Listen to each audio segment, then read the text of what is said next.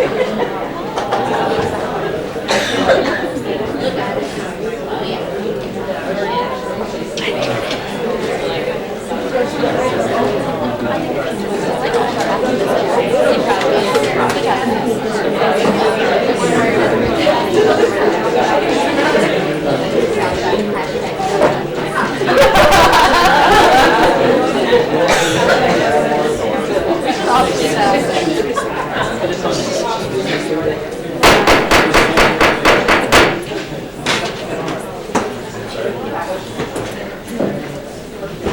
like to call to order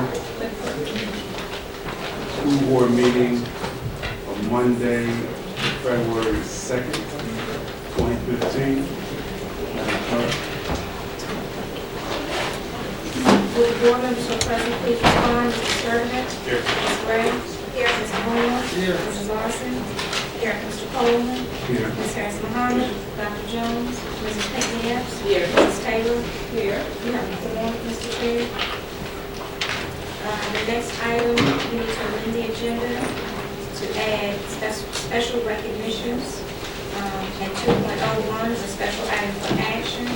We are removing 6.02, receive presentation from City Council President regarding proposed legislation, and under your close, we are removing legal. Second.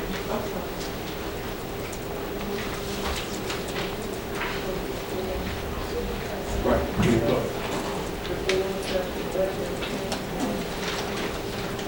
Say the reason. I got you. All in favor? All opposed? Any abstentions? The agenda has been amended.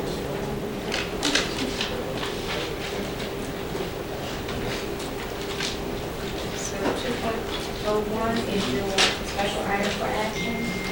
Special item for action, Mr. Sturman, please. Thank you, Mr. Chairman. I've got a very brief motion to make before we get started with the remainder of the agenda. We're having a public hearing on our budget tonight. And the last couple of weeks, and especially over the weekend, in talking to constituents and talking to teachers and RPS employees, I think it was important that we as a board speak openly and plainly about what our intentions are with the budget. One of the pieces of the academic improvement plan is to ask our teachers and other staff to work more days and more hours. And there's been, I think justifiably, some concern that the school board may vote to not compensate our staff for those extra hours and extra days. And so I would like at this point to put that issue to bed, and that moving forward, any budget that we submit to City Council as a school board which asks teachers or staff to work extra hours or extra days than they do under their current contracts, that we compensate them for that, and that is what we submit to City Council and lobby City Council for. So if we ask you to work more, we're going to pay you for it. And so I would move that as a school board, any budget we submit to City Council that requires extra, or asks for extra work, extra hours, extra days, that we compensate our employees for that. Second.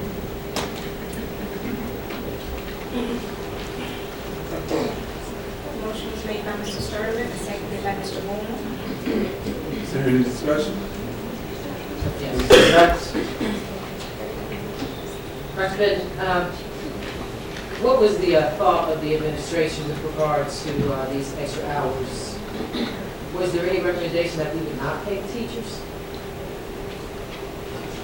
As you look at the budget, you try to follow the code and put the statement, superintendent estimates of needs, and that's why we included the dollar value of what it costs for additional days. So the budget, the statement of estimate of needs, as the state code calls it, has in it the dollar value for an additional 9 days and a 1.7% increase that administration brought forward. Ms. Taylor?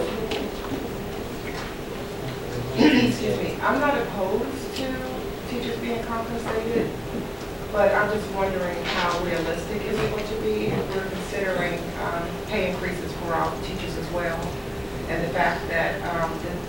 biennial budget as was the 2013.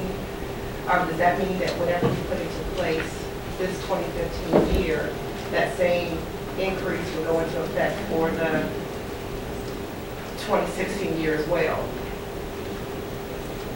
Anytime you pass a pay increase, you can't go back unless you take affirmative action to reduce. So it doesn't matter whether it's on a biennial or yearly. So once you grant a pay increase, it's a pay increase unless you reduce salaries. So it doesn't matter where it is in the cycle. It's the same effect regardless. But so that means that whatever the increase goes into effect for July of this year, they would get that same increase for July? No, the pay is once the pay is done, the pay is the pay. It will stay the same until you do any changes. So going forward, whatever the pay is, it will stay the same, yes. But it doesn't mean you get another percentage increase after that. It just means the pay is increased by that allotment that you approved. Like last year, you gave a 3% pay increase for teachers. The 3% stays in perpetuity unless you reduce salaries. But I know that there were two that went into effect over the first 2 years. Everything you've done stays in effect. Prior to my arrival, you gave a 2% pay raise that was split between 2 years. Okay. Okay. Then you gave 3% when I came. So effect over probably a 2-year period, or 2.5, you were given a 5% pay increase.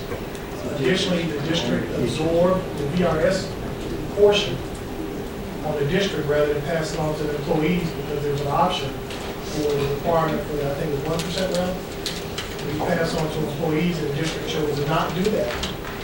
So like last year's 3% really was all 4% allocation to employees because you absorbed 1%. So that total of about 6% stays the same regardless unless you did a reduction in salary, change in pay scale. Okay, I think that's what my understanding was, that it was split up, that I was under the impression that there was going to be a 3% increase and not that there was going to be a 3% increase twice. There isn't. Once you get a 3%, it's done. This year's pay schedule was adjusted to 3%. Okay, maybe I need to have a visual on that, because I know that when it came around the second time around, a lot of the board members were surprised that it was happening as it was. So I know that there were two of these implementations, and I was only aware of for the first fiscal year. I think it's because of the 2% increase was given mid-year for that 1 year of the raise. So they got the effect of 1% in the first year. And then the rest of that implementation occurred as of July 1 the following year, so they got the other 1%. They still got the same 2% raise, but then we got it for half of the year, the first year, and then the full year of the second year. So that's probably what you're referencing, because that is how that happened. It did affect 2 fiscal years. This would not. This we're proposing, if you approved it that way, it would be effective for all of next year of 16. There would be no changes for 17 by this action. Okay, thank you, Mr. Westlake. Ms. Marsh? I just want to make sure I understand what we're voting on. We're just voting on extra days. We're not voting on the raise, correct? This motion is not to specify days or hours or money. It's simply that if we ask people to work more, we're going to pay them for that extra work. So as the budget meetings go on and we talk about we want more days, how many more days, we want more hours, how many more, that if, once we submit a budget to City Council, if there is something in there that says we're asking you to work 5 extra days or an extra 15 minutes at the end of the current day, that we're going to pay you for that extra time. That's all. That's all this motion is. Dr. Beck? I have to clarify, on your minutes, where the policy is written, we don't have a standard of minutes. It just says a minimum standard, just to let you know that. I wasn't, didn't. That's why I think she's asking that. Yeah, okay. The day issue.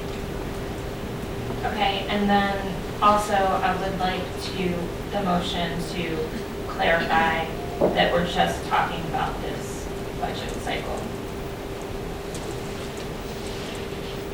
Yeah, it's the budget that we are submitting to the City Council, whatever that date is. This month or next month. whenever we submit that. If we're asking for more work, we're going to pay for that extra work we're asking for. Okay, so friendly amendment to specify Sure. that it's for fiscal year 16. Yeah, and I think that's what my motion was intended at, was this budget side. Okay. Mr. Bourne. Thank you, Mr. Chairman. I support the motion and the intent of it. I just had I want to make sure that we're clear on the amendment because I think what this really boils down to is changing the contract. And so it's going to come back every year if we don't just say, if we change the contract from 9.5 months to 10 months or whatever the case may be, that change in contract will be compensated going forward. I would not want to put ourselves in a position of having to do this again next year.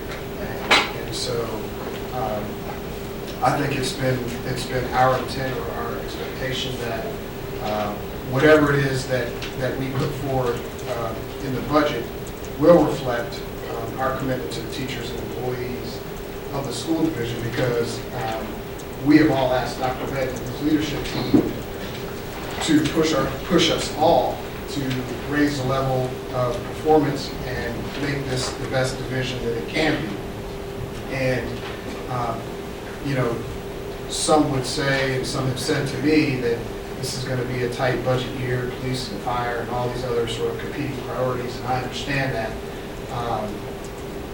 But I think it is incumbent upon us as a board to do everything and anything we can to go and press and make our case for every single dime that has been, that will be requested of the city for the academic improvement plan. We've spent a year hearing from our partners how they'd like to see an academic improvement plan so that they can begin to develop their own funding plan to match that plan. And now we have the plan, and so I think we've done our due diligence, and so we've got to go press and make the case as to why this is a wise investment, because if they don't give it to us, we are going to be put in a very untenable position of having to choose between what I think we all intuitively, instinctively know is going to benefit the students with how we respect, appreciate, and honor our employees. And that is not a position that any of us want to be in. But at the end of the day, that is a very distinct possibility that will happen. And so as we move forward on this motion in our budget process, I would encourage all of us who are in the room within earshot, who know somebody, to work with us, engage council, engage the mayor's office with us, so that we can present a unified voice that these dollars are needed not for the status quo, but for something new, something different, something that is going to change lives. And so with that, again, I would support the motion and the effect of that, which is to pay the teachers for the change in their contract. Great. I just have a couple of clarifying questions, Dr. Bennett. Number one,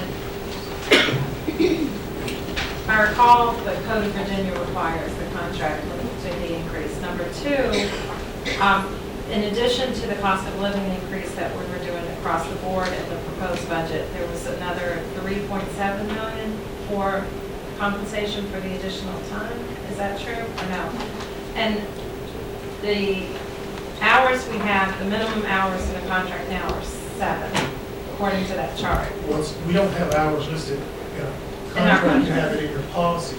Okay. The minimum work day will be 7 hours or until you complete your The duties. duties. Yes, like So- professional development, so your language already supports the idea that It may be more than that.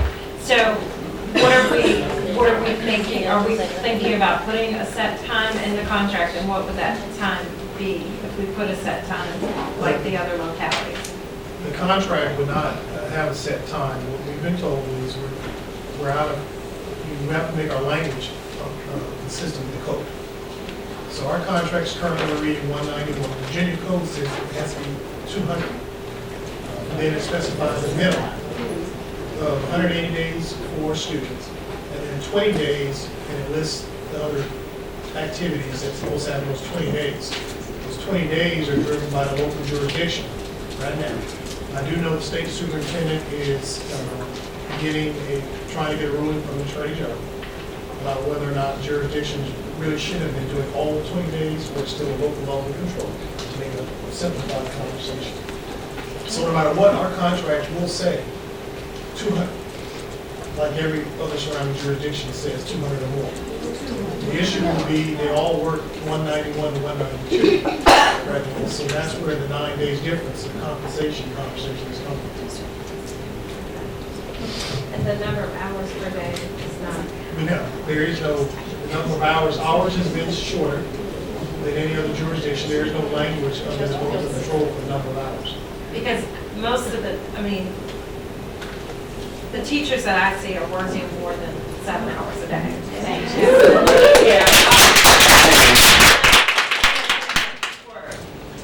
The emotion behind it, I just know that to be a fact. But I'm just wondering, because I heard 8 hours from one of the teachers, and I don't know where that 8 hours came from or what. Are we?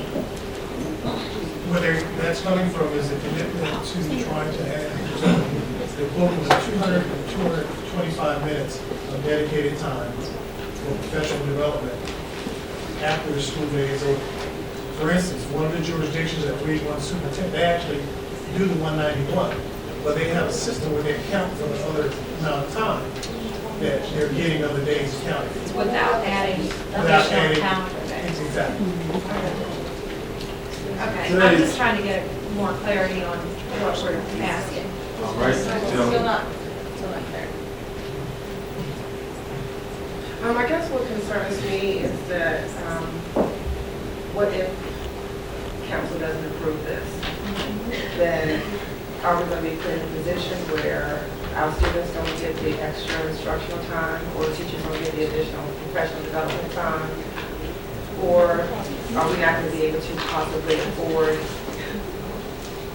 any of the things that are in the academic plan, which are professional development or pay increases? I mean, it seems like that's taking a risk to say, you know, this is guaranteed, but we can also have a counter where we can adjust their salary scales versus they can only get that additional money if they work those additional hours and spend it to that.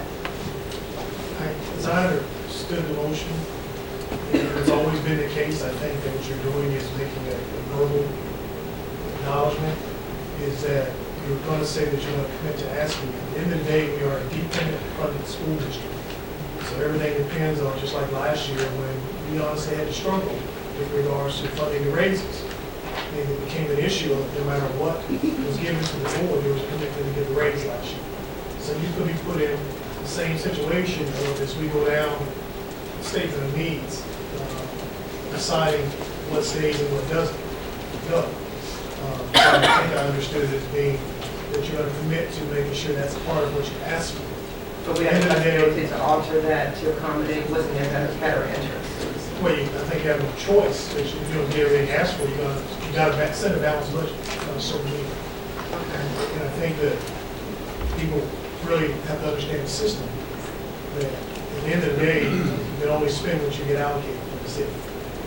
Okay, that makes me feel a lot better. And also, when we say the teachers, are we talking about those who are per classroom teachers or long-term subs as well? Is that included non-contracted or non-continued contracted, that for everyone across the board? Your additional 9 days are for everyone who's on the teacher salary schedule, that are 9.5 months being converted to 10 months. So it doesn't affect the raise, it would be across the board for everyone. As long as So I went to school. you're converting those people who do additional 9 days. And then the 1.7, which is about 3.1 million, is for everyone across the board. 3.2 of this. Thank you. Mr. Bourne, I think you may have 30 seconds. My understanding is it's 60 seconds, Mr. Chairman, Okay. but I'll do it in 20. Quick question, I know we've got at least 3 pages of calendars here, which I think are different scenarios. Is that right? 3? Oh, no, it's in the draft. I'm sorry. Have we run the numbers about perhaps a phase-in approach of 90 days ultimately, what those costs would be? We have working on a multiple variations. What you're getting tonight is just so we have to honor the 30-day notice. So the only thing you're getting tonight is 191, 200. So people can see the current version and what it would be at the max. When you get in your budget process, you could very well come back to us and say, and we've already started working on that in case that happens. Because I think, that may be easy for us to swallow in the event that our partners don't see the importance of it. We're already working on it, we just don't want to confuse people by putting too many out there. Because if you go lower, we can do that. So we wanted to see the basic and the top. And any adjustment we'll put out, let y'all make a decision. If you felt like we put 4 around it, it's so confusing to people, it falls a mess.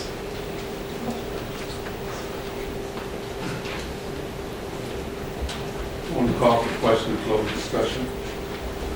Just go ahead, Bill.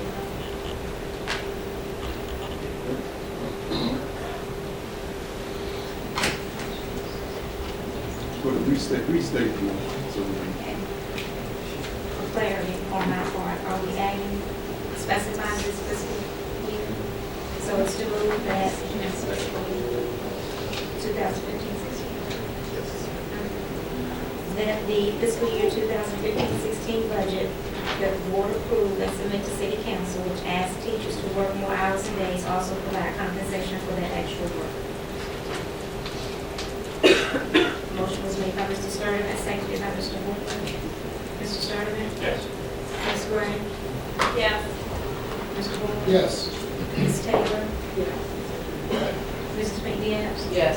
Mrs. Morrison? Yes. Mr. Cole? yes. Motion passes.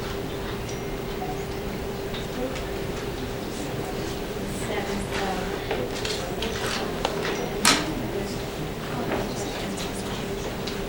Okay. Is anyone who would need interpretive services?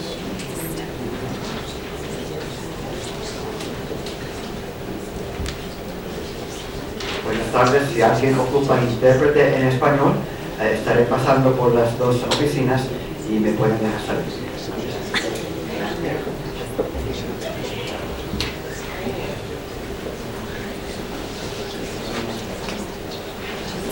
Let the record reflect the been drawn by Dr. Jones and Mrs. Harrison.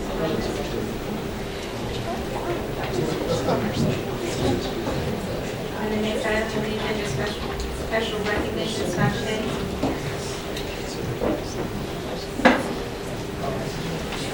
Since we have such a grand audience in attendance, you came at the very best meeting of the year. February is School Board Appreciation Month.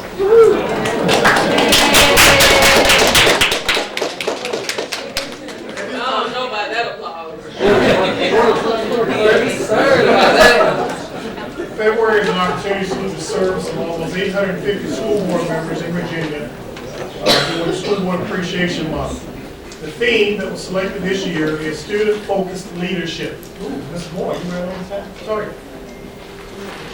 It reflects the top pride of local school board members as they advocate for public education with local, state, and federal leaders.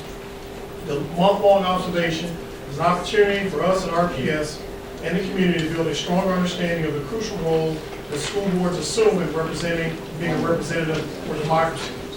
School boards members voluntarily, with minimal to no compensation, tackle the enormous job of governing multi-million-dollar public school divisions while preserving the core of democratic values.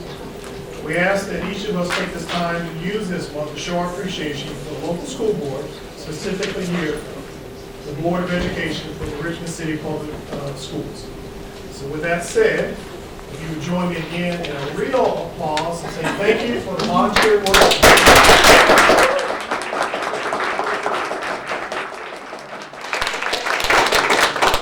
Ms. Larson? Ms. S. Yes, sir. Sturman. Ms. Taylor.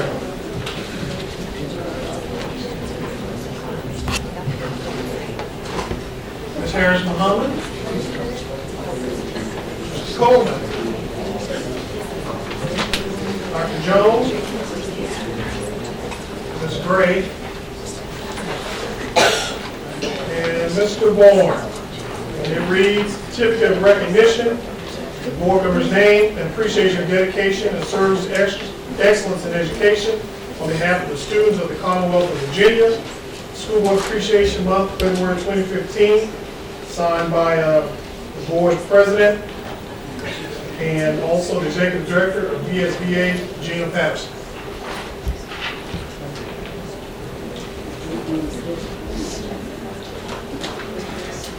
The next item is your public hearing. You recess this meeting and convene your public hearing on the budget.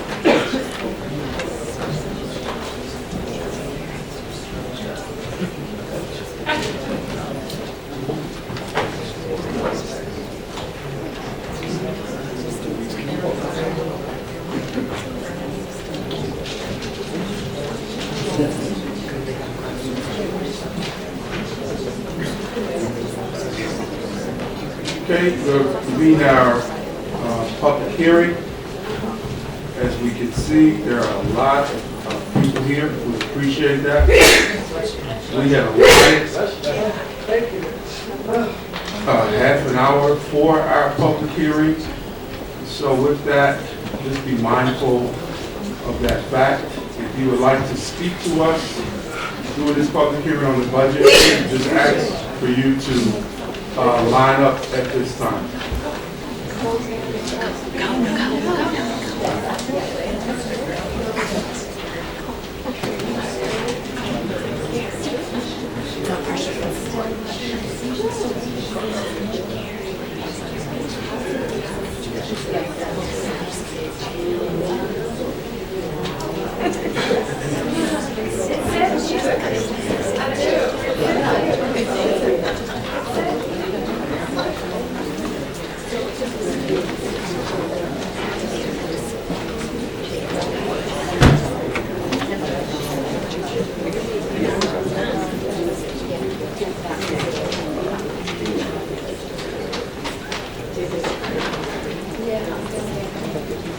All right, at this point, again, you will be trying to speak to us during this public hearing, that you can line up and give me an idea.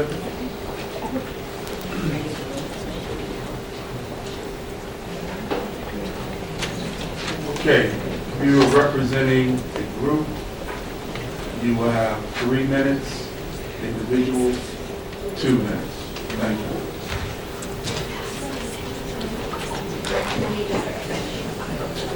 Good evening, School Board Chair Coleman, Vice Chair Lawrence, Superintendent Ben, and all other members of the school board. My name is Charlotte Hare, and I'm President of the Richmond Education Association. First, I want to thank you for giving your employees a vote of confidence that they have not had in a long time. I was quite happy to hear the motion that was put forth, letting our employees know that you really do mean what you say and that you're willing to stand behind your words. As you have noticed, I'm wearing a lot of red tonight, and I'm joined by a lot of people in the audience tonight wearing red. Red was chosen because it's a warm and positive color that is associated with a lot of different things. Energy, excitement, and emotion and taking action. I had planned to reference tonight some things that you needed to hear about your employees. I'm extremely happy tonight to hear that you have been hearing from your employees. You see, that was my plan. I did not want another budget cycle to go around and you not hear from the members that you serve and the children that you're going to be affected. So tonight we came dressed in red to let you know how we feel about some of the things that could or could not happen. We're glad that you're willing to fight for the money to give us the pay that would be required for the additional time and the additional days. As you may notice, some of your predecessors were not willing to go to bat for us. So thank you for giving us that vote of confidence. But I ask you tonight to please listen to what your employees have to say, because so many times their voices are not heard, their issues are not heard, and you don't know what it's really like for them to be in the trenches. So I ask you to take your position justly and honestly, listen to what they have to say, because all of the things that you are proposing, I don't think you've really heard from the people who work in the trenches. Adding additional time and additional days will affect them in ways that you may not have considered. And we don't want you to continue to work under the assumption of past boards of where we are asked to do things and not being treated like the professionals that you want us to be. So tonight, publicly, I'd like to say thank you, and I'd like for you to listen to your employees. I've asked them to look over the budget, look over the academic improvement plan, and to share their stories, because no one can tell their story better than they can. Thank you.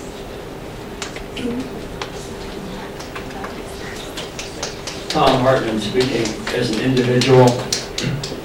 I too want to thank you for accepting Mr. Sturdivant's amendments. Very reassuring. I would ask you to strengthen it to say, if the money is not forthcoming, the days will not be imposed. The second point I would like to make is teachers do work many more than 7 hours a day now. Adding time to their mandated workday will not increase their amount of work, but it will decrease their flexibility. It impacts childcare, it impacts second jobs, it impacts many things. So I would ask for some compensation for additional length of workday as well.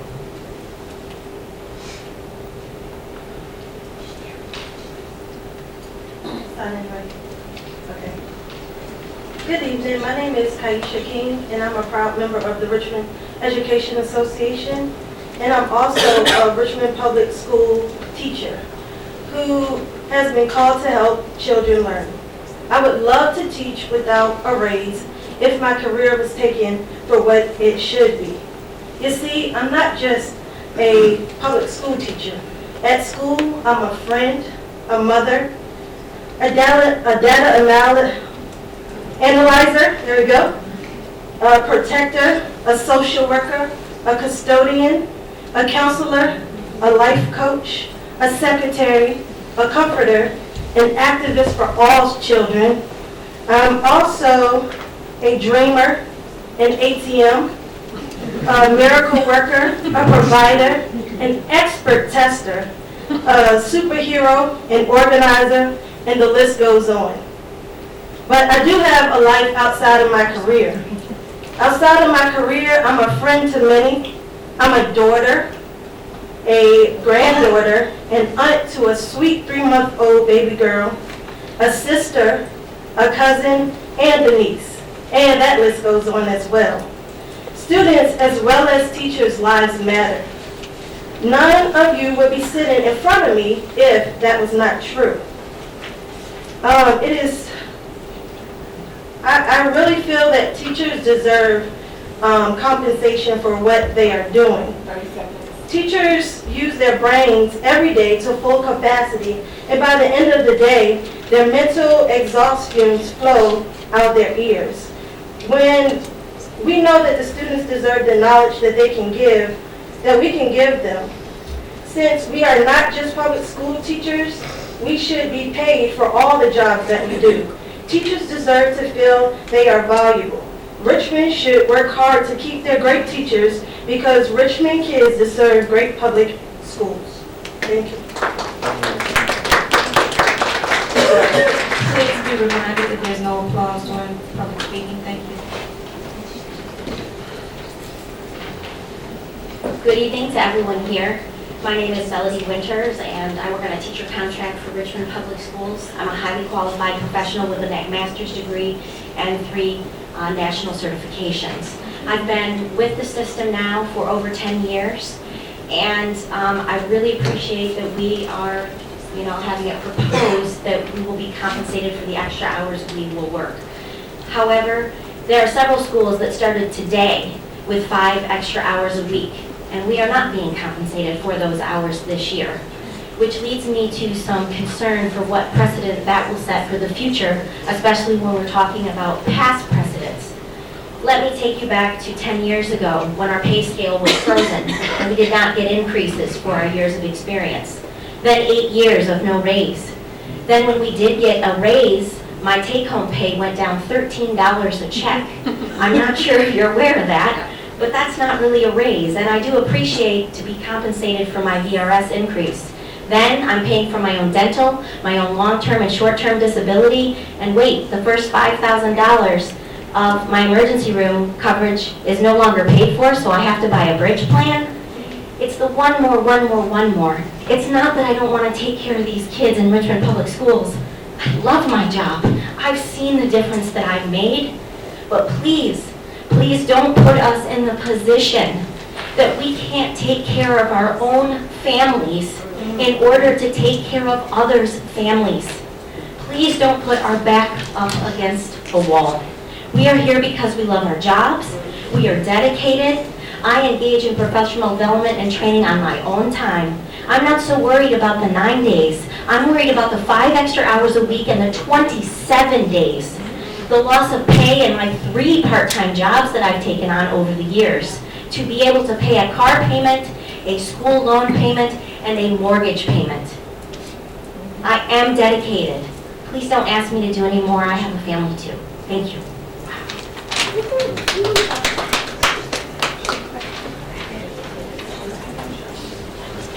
Good evening. My name is Brianna Nomi, and I'm a Title I Reading Specialist for Richmond Public Schools. Thank you for providing an opportunity for us to voice concerns and thoughts on the proposed academic improvement plan. I have been a teacher with Richmond Public Schools for the past 8 years. In light of recent proposals, I have felt compelled to speak up for both myself and for teachers who are either afraid to speak or feel that their voices are not important enough to be heard. I speak on behalf of many colleagues as I issue my State of the Teacher address. I am here to update you on the current state of Richmond Public Schools educators and the classrooms in which they teach. I am here because I care deeply about my profession, my students, my colleagues, and my community. The current state of teachers is exhaustion. Teachers are burnt out, but they cannot rest because they are too busy anticipating what new hurdle they will have to overcome later that day, or what wrench is going to be thrown into the plan they have created and recreated time and time again. As if it wasn't enough for a new reading series, math series, and lesson plan format to be introduced in 1 year, it seems that every other day additional responsibilities are piled onto their plates. Teachers are given servings of online professional developments that they are required to complete. Aside from writing their own lesson plans, they are now being asked to write lesson plans for their tutors. They are served helpings of paperwork in order to request tutors for their students that have not received PALS services all year. Well, it is becoming increasingly clear that teachers are losing their appetites, even though their plates are overflowing. The current state of teachers is frustration. Aside from a general lack of training and professional development for the new series, teachers are now, in January, being asked to participate in online professional developments for reading and math programs. The decision to implement these programs while also learning them is not best practice, and it is unproductive. Also at this point in January, many schools do not have PALS tutors, even though the tutors have historically started in October. We are already 4 months behind, and it is our teachers that have been working twice as hard to provide the additional interventions. I want you all to know the urgency of this matter. Time. Thank you. Can she finish her statement? Thank you. I want you all to know the urgency of this matter. I want you to know that I have written 8 letters of recommendation this week. And I understand that I only write recommendations for people I believe in and know to be strong educators. Richmond Public Schools cannot afford to lose its greatest and most influential teachers. We need to work together to keep them here. We need solutions that ensure that these teachers continue to educate our students and continue to build a better district. Thank you.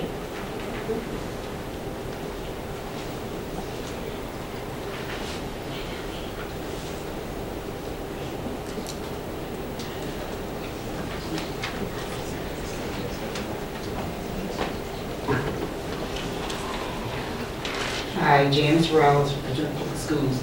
I just want to comment on 2 things. Mrs. Sturtevant asked about their policy for us to be compensated for the 9 extra days. That was approved.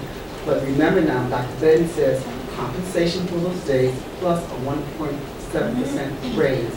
And he had addressed that, but I didn't hear any of that being approved. We want to continue with the monies to attract better teachers, not better teachers, but continue to attract qualified teachers, because we do have very good teachers here in the system. We don't want to go to Mexico or other countries to get a teacher. Another thing, the 200 days, I read in the paper that it wasn't mandatory per se, but it was something that we can do if allowed. It wasn't mandatory. That's what I read in the newspaper. Dr. Benton, I don't know who approved not his salary per se, but he got people in his office, and the salaries were increased, I assume, because he wants the best qualified people to work with him in his capacity. People that work with you, and the salaries were increased because you want the best qualified people. So what we want is just to help us continue to keep our teachers here in the city of Richmond, and also to have monies to attract more qualified people in the city of Richmond. Thank you.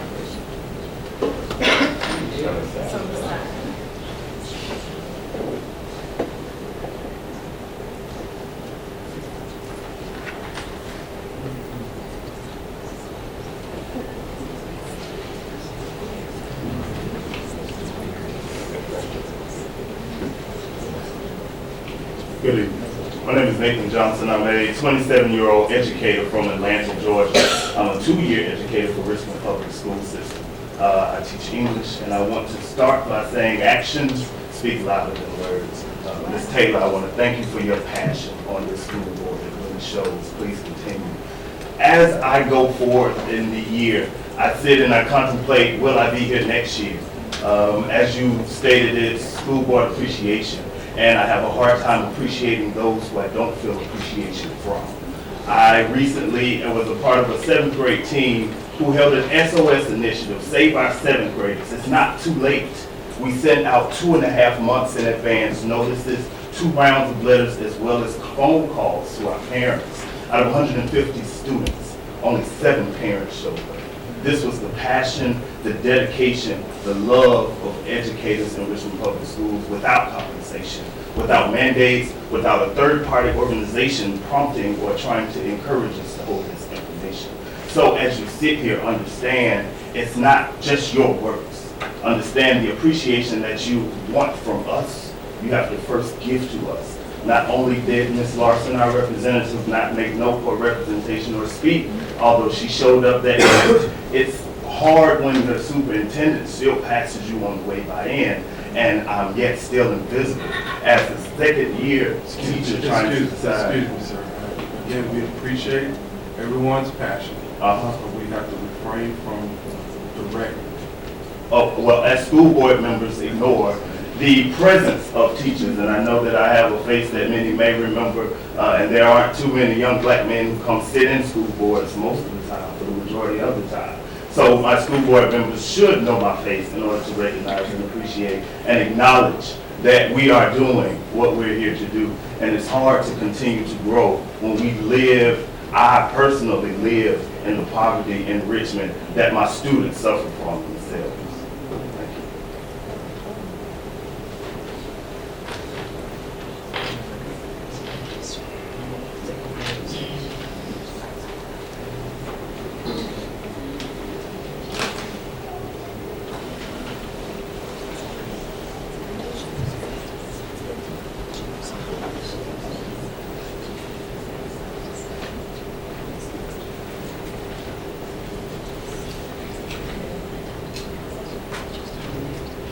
Good afternoon.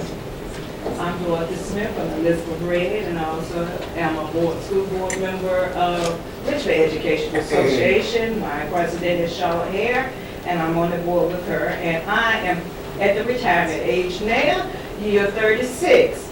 And I would like to thank you for that tremendous vote, because my speech was about that at that time.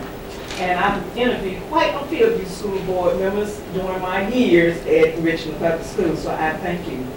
We have a slogan that Richmond kids deserve great public schools, but Richmond teachers deserve respect for what they do each and every day. I want to talk about our money. 1.7 cost of living salary is just not enough for us. We have families, I do. Children in college, I have too. Most of the teachers come to school early, very early, and stay late with the custodian. They prepare for the next day. They attend a lot of meetings. They develop those long lesson plans that you have here for us now. Report cards.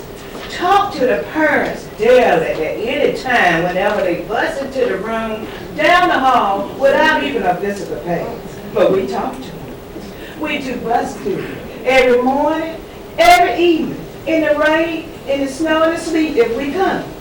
We have people that are on breakfast duty every morning. 30 seconds. Lunch duty every day. And don't forget the discipline that we do in the classroom. I am challenging each and every one of you to come to school to work 1 week with no pay in any of our classrooms, and be sure to come to my room. VPI. Thank you.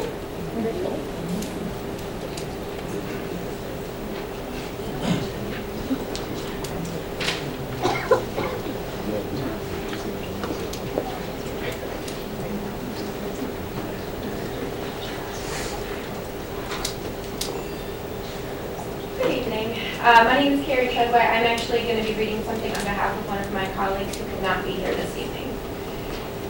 Dear Richmond Public School Board members, I am a city resident, taxpayer, and mother of a kindergarten student in RPS. I've also been a teacher in RPS for the past 15 years. I am writing to ask you to carefully consider the changes that Dr. Bedden has proposed and their impact on your employees. Dr. Bedden has proposed that teachers work 5 more hours each week without any compensation. That equals 20 hours a month and approximately 20 more days a year without a pay adjustment. For my family, it will cost us an additional $300 a month in childcare, totaling over $2,700 for 1 year. As your employee, I am already taking home less money each paycheck than I did 2 years ago. My mandatory contributions to VRS have risen, and the cost of my health care contributions has increased dramatically. 6 years ago, when I gave birth to my first child, I paid $1,000 in addition to my health care contributions. This year, I will deliver a little girl, and the cost will be around $10,000 out of pocket over my contributions. In addition to the financial burden that these additional hours will put on my family, it is invaluable time that I will lose with them. Please consider that what an action like this tells your employees. It says that our time is not valued. It says that you don't think we work hard enough. It will diminish teacher morale. Good teachers will do what people in other industries do, look for new opportunities. 30 seconds. Bad teachers will stay and sit in your buildings for an extra hour each day, continuing to be ineffective and waste time. On the surface, mandating teachers to work more may seem like the answer to our school's problems. However, there is no professional research that shows that increased teacher hours increase test scores or student performance. Please consider the serious effects that increasing teachers' hours without compensation will have on your ability to recruit the best and brightest teachers coming out of master's programs across the state and country. RPS needs to be able to attract these people to go into schools that have serious problems. How will you compete with other localities if you continue to increase work hours without fair compensations? Thank you.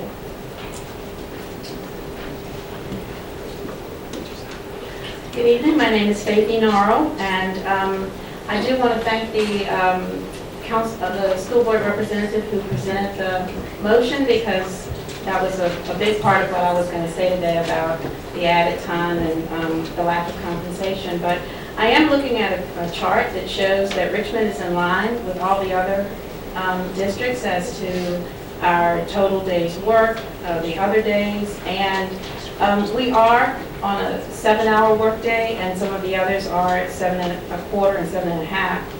But I just want to ask how this will improve schools. because it doesn't appear to be any increase in instructional time. I'm not sure about that. It is for teacher improvement, then explain in some forum how we'll accomplish that. How will after-school enrichment and tutorial programs be accommodated? Teachers would like to have our questions answered with transparency, as this administration is doing in most other areas. I'm still upset about the formula that was used to calculate furlough days several years ago, and the VRS assessment that was added to our salaries, and then taxes and all the other deductions based on that inflated 5% now amount was taken out. So with that assessment, my check was, and continues to be, seriously impacted. I literally bring home half of my gross pay because of all the additional taxes and benefits that I now have to pay based on that inflated salary. Thank you for taking the time and interest to read and respond. And please know that I understand and appreciate that changes will need to be made to improve our school system that I have proudly worked in for 25 years. In fact, 4 generations of my family have been educators in Richmond Public Schools. Sadly, I'm the last one, but it all began with my grandfather, Albert V. Norrell, in 1870 when Richmond Public Schools started. So I do appreciate your consideration. Thank you.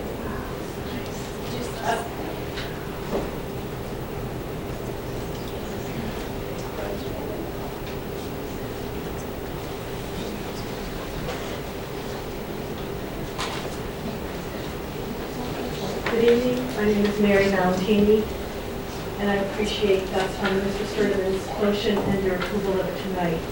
I just want to remind you, as you're fighting for our compensation, that 192 extra hours equal 27 extra days, more than we currently work. And if you add 9 days to that, we have 36 extra days, and that's a month and a half.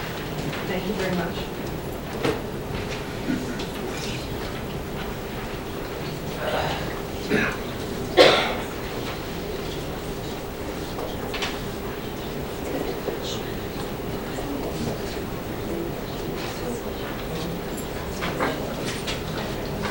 Good evening. My name is Patricia Ashley, and I'm a 5th grade teacher at John B. Carey Elementary School. I've taught in the testing grade at John B. Carey Elementary School for all of my 15 years in Richmond City, on all at John B. Carey. I've seen a lot of changes come through Richmond in that amount of time. When I originally started, we were on that early dismissal Wednesday program. And now, that of course went away, and that was due to specials and different things at the time. But we put in a lot of time as teachers, and I don't think any of you all are negating that. I think you could drive by any school parking lot at 5, 6 o'clock at night, and it's not just custodians' cars that you're seeing there. I know my school for sure is full at that time.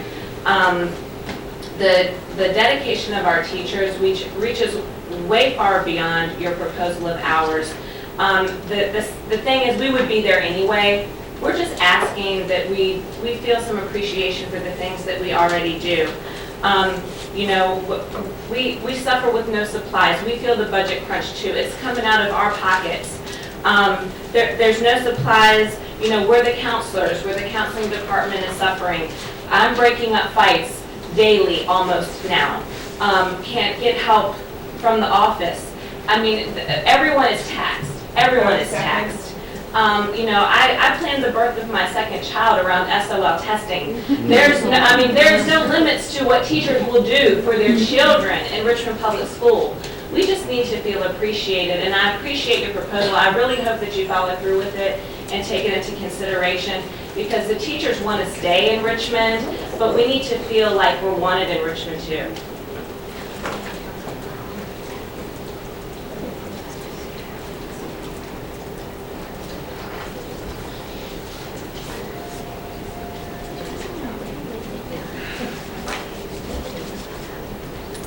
Good evening.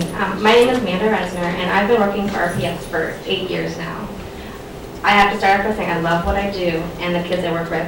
My students have become part of my family, literally. I take them on adventures with my family. They come to my children's birthday parties. I go to their games. They are truly an extension of our families. Often I find myself giving more to my school than I do to my own family. to my students. I buy them their winter coat, sometimes before I buy my own child his winter coat. You all have started talking about adding 9 extra work days for us, and I agree that we only get better as teachers by being lifelong learners. However, to do so and not compensate us makes it look like you do not value us or our time and work. In no other profession would someone be asked to work more hours and days and receive no compensation for that. Currently, we have 10-month employees and they're compensated for that. We as 9-month employees, what you're proposing is taking us 9-month employees and making us 10 months but without adding that pay. That is not right. I have 2 sons, and over the years, I've seen the cost of health care and daycare rise with little or no pay increase and said nothing. We can barely make ends meet as it is. If we have to pay for an extra 2 weeks of daycare for both of our sons, we won't be able to afford to do that. If you ask any husband, wife, or child of a teacher about all the sacrifices they make financially being married to one, they will have a dissertation to give you. We buy our own supplies and pay to further our own education, which often forces us to give up things for our own family. It is not fair to sacrifice any more financially. Over the years, I watched a lot of good teachers leave RPS because of their frustrations with the way things are run. I stayed because I love those kids and I want them to have good teachers so they can give an education that every single child deserves. Having said that, I need to support my own family, as do all the teachers in RPS. And if you are going to continue to make it difficult for us to do so, you will give me and many other teachers no choice but to look elsewhere. And who's going to suffer? Those kids who need us the most. Thank you.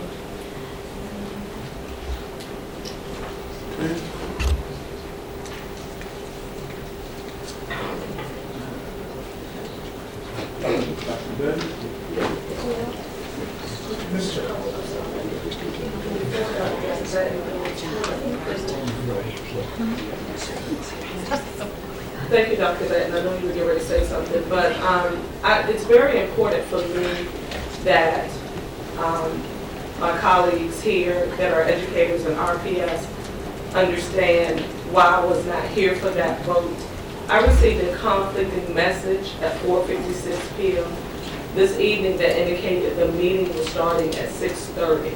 Now, it did say something about public information, but the 2 words, public information, was 2 sentences before 6:30. So that confused me in terms of what time I needed to be here. So if I was here, I would have voted with the rest of my team on that special motion. And the reason why I'm sharing that is because I am an educator. And they expected me to stand and side with them. And when I'm not aware that we are voting on things like that, and we're amending things not according to the agenda, it makes me feel some type of way. So I needed to say that because it's important for me to say that. So next time we send these messages out like that, they just need to be clear to help. Now, I know everybody else was probably here on time, but for me, I know what I heard. And so it told me to be here, that the meeting was starting at 6:30 instead of 6 o'clock. So I wanted my colleagues in Richmond to know that. Thank you. Dr. Jones, I know did you want to speak to that? She set it up. Oh, okay, thank you, sir. Okay, Dr. Benton. Chair and the board, I think it's important, if nothing else, because of a lot of misinformation. I ask your ability to clear up the misinformation. I would say that I think that the vote that happened earlier was the board articulating their commitment to take the request that the administration put forward and support the request for compensation. The superintendent's estimates of need never came forward to the board without a dollar value associated with 9 days. It was always included in there. So somewhere along the road, people were told that there was no compensation included. That was not accurate. If you look at the original document, you will see that it would put a dollar value to those 9 days. Additionally, I think it's important that the extended day, someone asked about, it's not about working more. What we went after was what research says is that teachers need dedicated time for professional development. So the 9 days during the year and an additional time after school was supposed to be without students, not for you all teaching more. We cannot, and that is driven by my belief and understanding as a former teacher and my commitment to teachers. We're asking you to learn. I think someone actually made the point. You're learning a lot of stuff, and we're breaking new stuff, but you have no time to learn it. And that's the whole point. We're getting additional state mandates because of the number of schools we have in priority status and focus status. And there's no time carved out in a day for you to meet those mandates. And they're not going to go away until the federal government changes something. So that additional 200 to 225 minutes was intended to support teachers and having time to do the work without students present to meet those mandates that are coming from somewhere else. The sick days. Any sick days that are accrued above the old system, if they went to the new work schedule, will receive a 0.5 multiplier and be converted. So if you had X number of days, we multiply by 0.5, thus raise those number of days in your bank to make it alignment with the new work schedule. So I assure you, what I'm saying to you is this superintendent has done everything that we had thought about, and anything we knew we learned about, to make sure that we're taking care of our teachers in this effort to convert and move forward. The 4 schools, the extended time was done to try to save the accreditation of those schools. It was integral in our plan that 3 of those schools were not going to potentially have their accreditation maintained with a conditional rating, had we not done that. The 4th one lost theirs. So it was all done again with trying to save the school. And 3 of those schools were high schools. Can you imagine? 2 of those schools, were high schools with no accreditation, kids trying to go to college. So and then the budget also has an increase in money request for supplies. So everything you've mentioned, I want you to walk away knowing that we tried to address them. Now, when I sit here and say it's enough, that's not what I'm saying. But it's a start. Salaries alone will be a $9 million increase of the money we've asked for to compensate. Again, it doesn't mean that it's enough. But I want you to understand that you weren't forgotten and that there has been attention to everything that you talked about, trying to provide additional resources. I get it. I haven't forgotten it. And when I walk in schools, I see it every day. Everything you said, I see. The money out of pocket, the extra time. I too, believe it or not, get it because my daughter sometimes doesn't see me until the next morning. There are often times that she does not see me before she goes to bed. So I haven't forgotten. We're with you, and we will continue to try to do it with you, but I also remind you that this is a dependent funded system, so even when the board votes to send the budget downstairs, that's ultimately where the decision will be made on how much money is allocated to the school system. The school system has lost, what, since 2009, 25 million? $25 million. We're actually less now, and we have more enrollment now than we had in 2009. We were 21, almost 22% of the city's budget. We're now 17.5. So I ask that you also stick together as we try to get adequate funding to make sure you have the resources and to make sure you get compensated. I'm with you, and I think the board is with you by what they've shown today. But at the end of the day, we're all in it together and trying to send a message that we are the biggest stake against poverty in the city of Richmond. Thank you. At this time, no clapping for the superintendent. I just, as I close or adjourn this public hearing, we do want to affirm that the reality of this is we find a way to work together. We find a way to work with our other partners, as the mayor said in his State of the City address. The reality is, with the money that the city has, there are a lot of decisions that have to be made. But if we stick together and stand together to do what we need to do to demonstrate that this board, teachers, staff, administration are committed to what I keep hearing all of us say, to see our children get the best of what they deserve. in order for that to happen, from what I've heard here tonight, all I hear teachers saying is, in order for that to happen, we need to get the best that we deserve.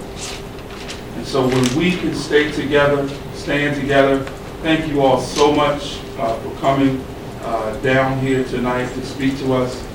And specifically thank the chair of the REA. I really appreciated your initial statement that you invited people to come and tell their stories. And I want to tell you, they did a great job of telling their stories. So I'm going to ask us to clap for all of our guests today, board members.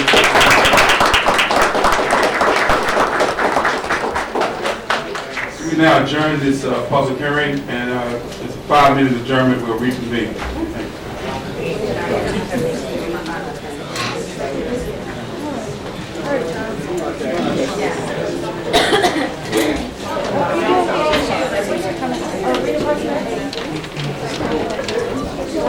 What talking about? Oh, yeah, we always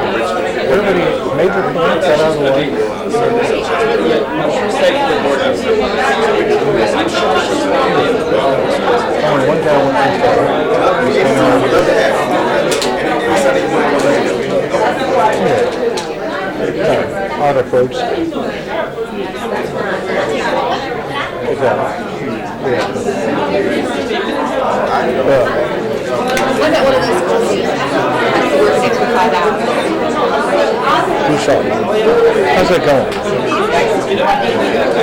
Now, you're getting extra time for you? Or is it student sake? Is it working?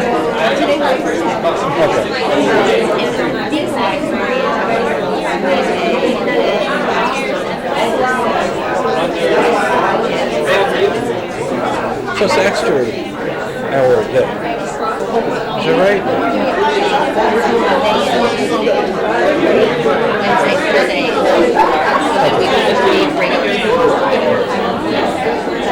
And then we have insurance for that.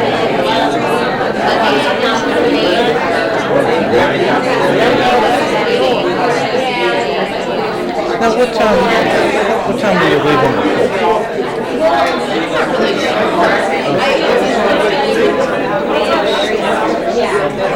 And now those who I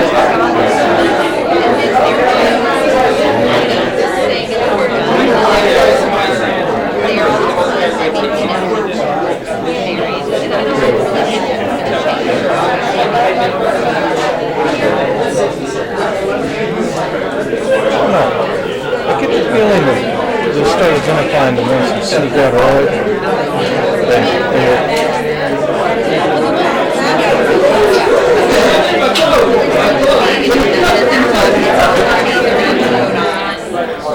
But you don't want the people who are there all the time either. You want somebody who has some balance.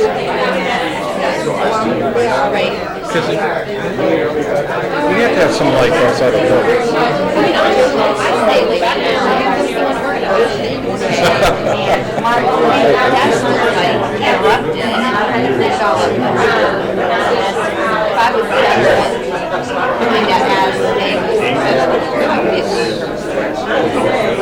At least you recognize it's on you.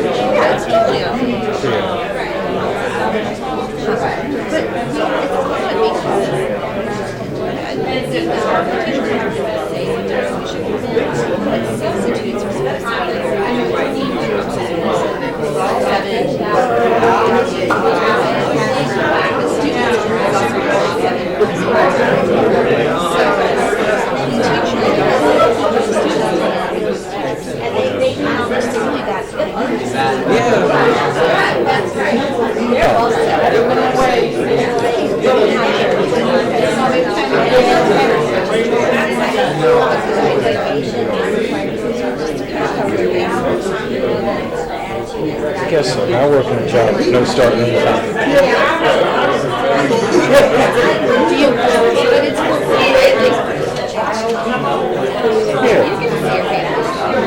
Yeah, not on Mondays, but most of the rest of the week. You know, Mondays I catch around the house till noon.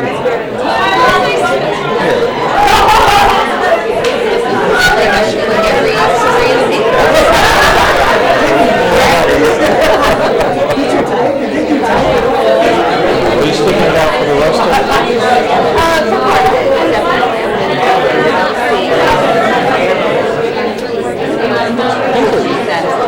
I think it'll be interesting.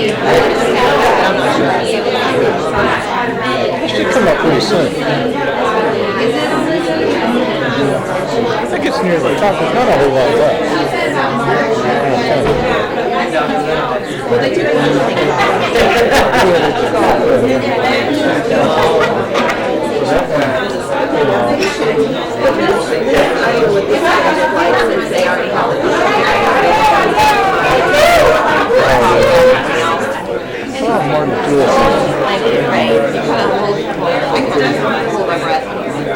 Yeah, he's got 3.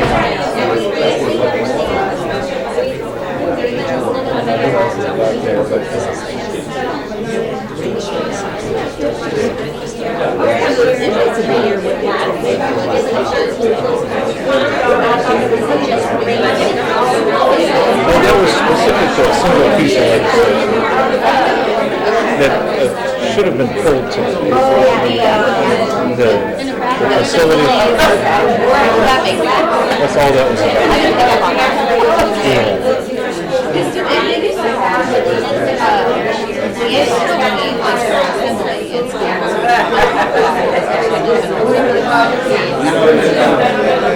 Yeah, he was here late last year. I think they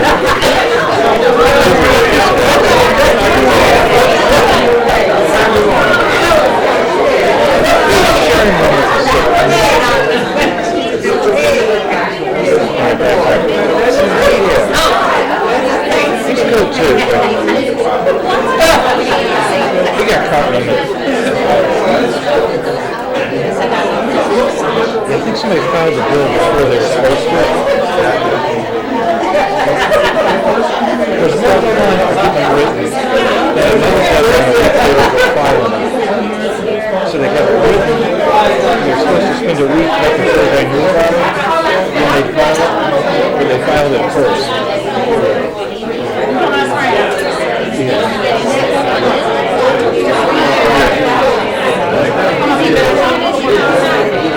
No, he's the one who got it filed.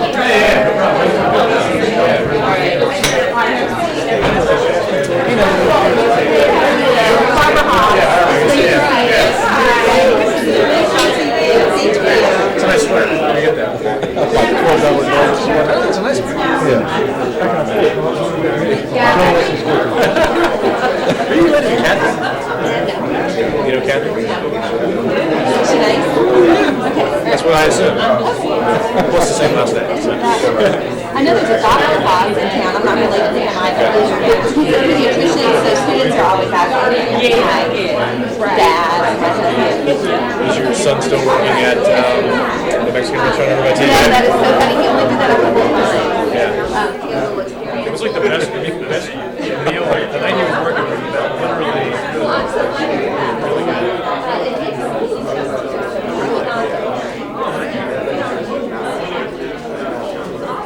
Is it not as good?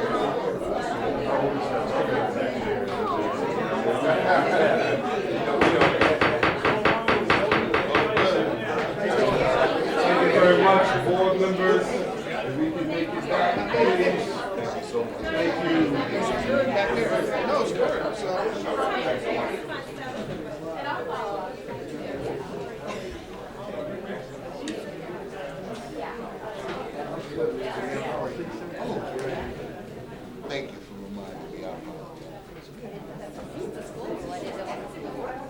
Say it again.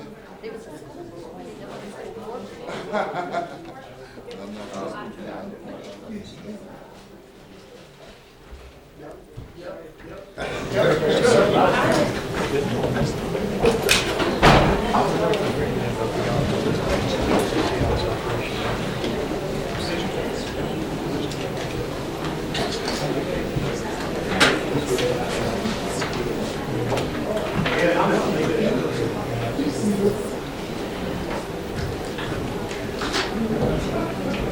This time, we'd like to reconvene the regular school board meeting of Monday, February 2nd. The next item on the agenda is item 5, public information. I do not have anyone who signed up in advance. Is there anyone that would like to speak to the board tonight on something other than the budget? Thank you very much.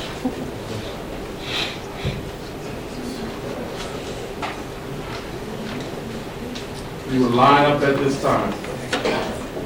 Mr. Chairman, would it be out of order? We can follow up on. You can follow. Thank you. Thinking about all this, I'm not so reassured. I get that our hearts are beating as one with regard to staff salaries, increased hours, and increased days, but as all the lawyers in the room will attest, it's one thing for our hearts to be beating, it's another for things to be clearly delineated. And I guess my concern focuses on the 5 additional hours that some staff are already working, and the rationale is we've had to do it.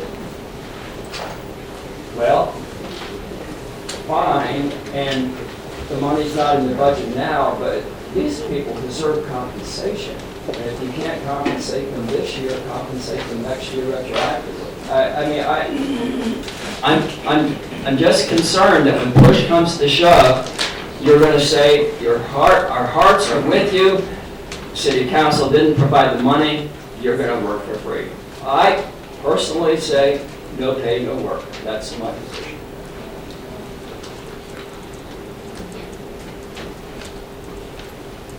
Mr. Chair, Mr. Superintendent, school board members, my name is Charles Willis. I come on behalf of sharing some information. Earlier you spoke about the mayor's city's address. I want to share with you there's a group of folks that you all may have noticed throughout the city that has been going back and forth, using the title Black Lives Matter. There have been protests throughout the city, layouts, traffic stops, and I've been in touch with a number of them. Mr. Chair, you met one of the leaders last week, and Ms. Taylor met one of the leaders also. I want to share with you that the Black Lives Matter, from what I understand, coming from them, the protesters, in their absence, and the reason why a lot of them are not here tonight, because they're actually meeting. Part of that meeting included some things that they were planning to bring before the schools that I found that I don't think you all would have liked it. Some in particular, like the standout that they did down at City Council that you probably won't see anymore because of collaboration and communication in a proper way. But just to give you a general idea of Black Lives Matter, sort of like serves as an umbrella, a national slogan of different organizations that fall under that umbrella. Some of those organizations may be those that were concerned about police brutality. Some may be those organizations like we find here in Richmond, like Quality Education Group that may come and they're specific about education. Some of those that may come and talk about policy changing. And a lot of those organizations fall under that umbrella name of Black Lives Matter. When it comes to safety, their concerns have come to have raised to the level of racial profiling, citizens' rights, community policing, and even how we deal with safety in our schools. When it comes to education, they talk about teacher pay and facilities and technology upgrades, which of course Dr. Ben did a fine job in presenting that during the communications presentation. I saw that myself. And then when it comes to policy making, they talk about laws and how it affects each and every one of us and whether or not those laws is racially profiled. And then the poverty part that the mayor even speaks about, fair housing and not homeless people, but homeless, trying to deal with that as well as fair wages. So I say to you all that with all of that in collaboration of what, as a city and community leader, we invite you to come out February the 10th at 6:30 at the Police Training Academy, where the police department has already taken the initiative to meet with this group. The group do want to meet with the schools, and they want to meet with City Council. City Council President has already scheduled a meeting this Thursday to meet with them, and we're hoping that the same opportunity will be afforded with schools also. Thank you for the opportunity.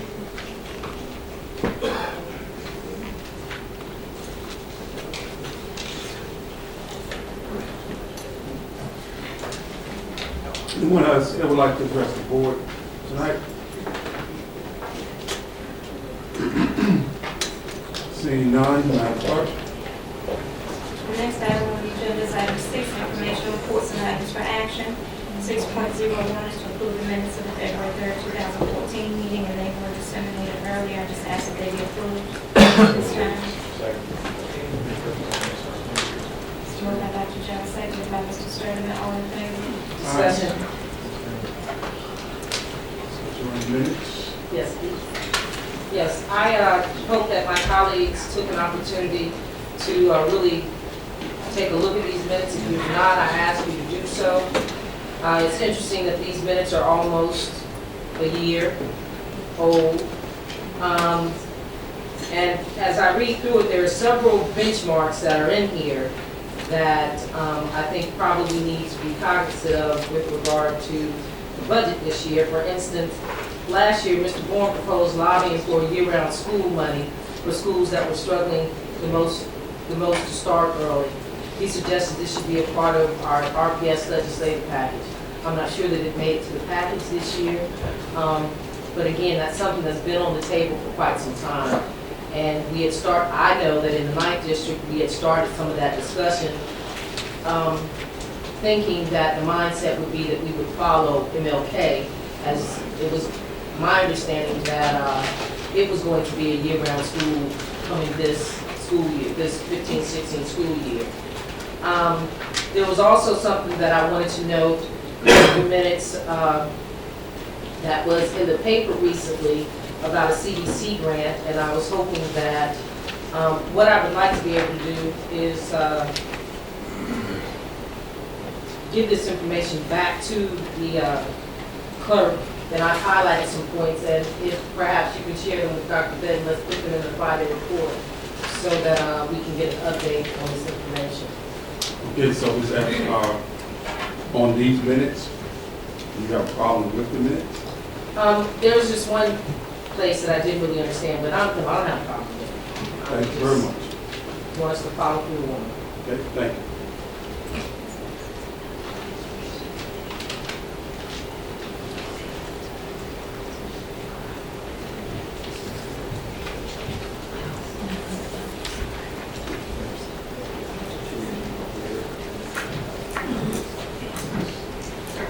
Motion was made by Dr. Jones and seconded by Mr. Sturtevant. All in favor? Any opposed? Any abstentions? The minutes stand approved. Thank you. The next item has been removed at this time. And 6.03 is to receive for action admission options for Bedford Middle School. This is for action tonight. This is for additional discussion. Dr. Benton. This is actually, we have a community meeting scheduled to start February 10th, so we really do need to have some direction from this meeting. Because the longer this drags out, the longer we risk not getting this in a pipeline for an enrollment process. So our goal is for some key decisions to be actually made, if possible.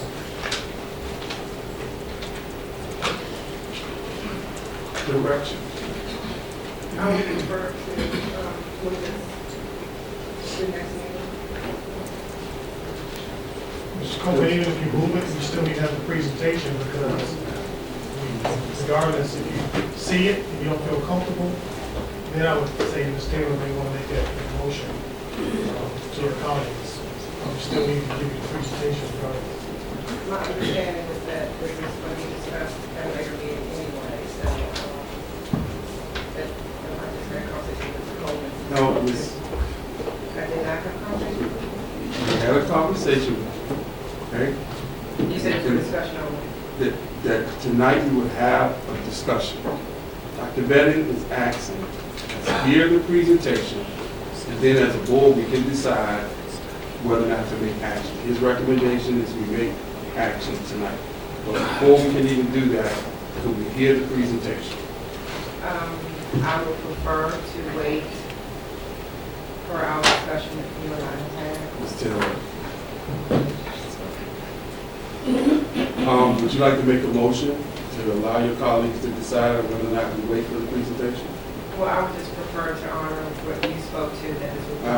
What I said to you is what I'm still saying, that there will be a discussion tonight. The board can decide whether or not to make action. Dr. Benson is asking for action. I would prefer not to make a motion, but I would prefer to, our discussion to be honored, that this will be for discussion. Okay? And I will honor that discussion. At this time, we will move forward with the presentation.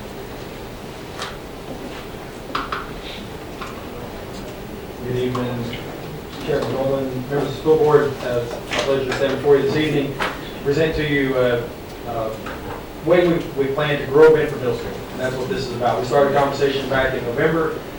Early November, we brought to you with the idea, some concerns about where Benford was. And we followed that up November 17th with some proposals that we checked out that we thought would make some good sense to grow Benford. We then held a series of community engagement meetings. We conducted surveys, had considerable feedback from the community. And in December, this board acted and said we would like a combination of the two choices that were given to make a new model at Benford Middle School to grow this school, to better utilize our facilities, and to attract what we hope to be people who may not be coming to our school now, but also make sure we service the students who currently attend Benford Middle School zone. So we came up with a new model, which we're calling the Integrated Arts and Springboard Program. That's, of course, the College Board Springboard and the Integrated Arts, which is a very unique kind of program. A lot of them across the country. We're excited about this model because we think this is going to attract people to a very innovative approach to educating middle school students in our school system. Tonight, we do have some recommendations for you, and we hope you will act on these recommendations at the end. There's quite a bit to go through, but there's only 9 more slides left after this. It's mainly getting your heads around this and making sure that we are clear about what these options are and what we're asking you to make some decisions on. And hopefully, it'll all make a lot of sense. So the first decision that we need you all to make deals with how do we get students to Benford? All right, so that's one question we need to have resolved first. And Mr. Kranz is going to lead us into some work here. Obviously, in order to get the students to Benford, it's going to take our transportation group. And if you think about our current transportation models that we have, our models are very expensive. Today, our actual cost will exceed our budget by about $3 million. And the reason for that isn't because of things that our transportation department does or does not do. It's primarily because of the different models we use from bell schedules to how schools are picked up. Some schools use a neighborhood model, some schools are on a hub model. And each model has different costs and different risks, not different, but different costs associated with each. Understand that from a transportation standpoint, any dollars that we spend on transportation are coming out of the general purpose fund, so that means there's less dollars available to put in the classroom. Okay? The 3 options you had that I believe you got are, number 1, we don't provide any transportation. Obviously, if we do that, there's no cost from a transportation standpoint. However, it probably has the greatest impact on trying to attract new students into the school. Okay? The second option is we do the hub pickups. Now, in a hub system, the challenge there is still getting students to the hub in order to get picked up. It's something I hear every day inside the system for those schools that we do the hub. One of the challenges we have inside this district is our children do not live close to a lot of these hubs, so it still becomes a challenge for parents and guardians to bring students to those hubs to be picked up to go to schools. And then the third option is the neighborhood pickup, which is your traditional route. Obviously, the neighborhood pickup is will cost the most. It'll have the greatest impact on bringing students into the school, but it also will have the greatest impact onto your general purpose fund costs. We don't recommend option A at all. we would say consider option B or option C. Under option B, under the hub system, in year one, we'd be adding 2 new buses to the current 7 that run Bedford today. Those will generate operating costs, and that's just operating costs, it doesn't include the cost of the bus, of $44,000 for the 2. In year 2, we would be adding another 2 buses as we expand the grades and get up to the projected enrollment as you see in a second. We'd be up to $88,000. And then in year 3, adding another 2 buses, we'd be up to $132,000. And that $132,000 will be a recurring expense. Sir? Just a procedural question, Mr. Chairman. It looks like there's 2 main components to this presentation, transportation and admissions. Do you want us to hold questions until after the entire presentation or after each section? More members?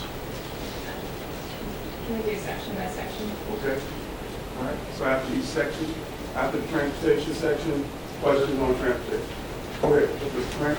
So the cost of the buses we're going to add, which is 6 buses, and today's cost of $80,000 is a $480,000 capital investment. All of our buses today in our fleet are occupied.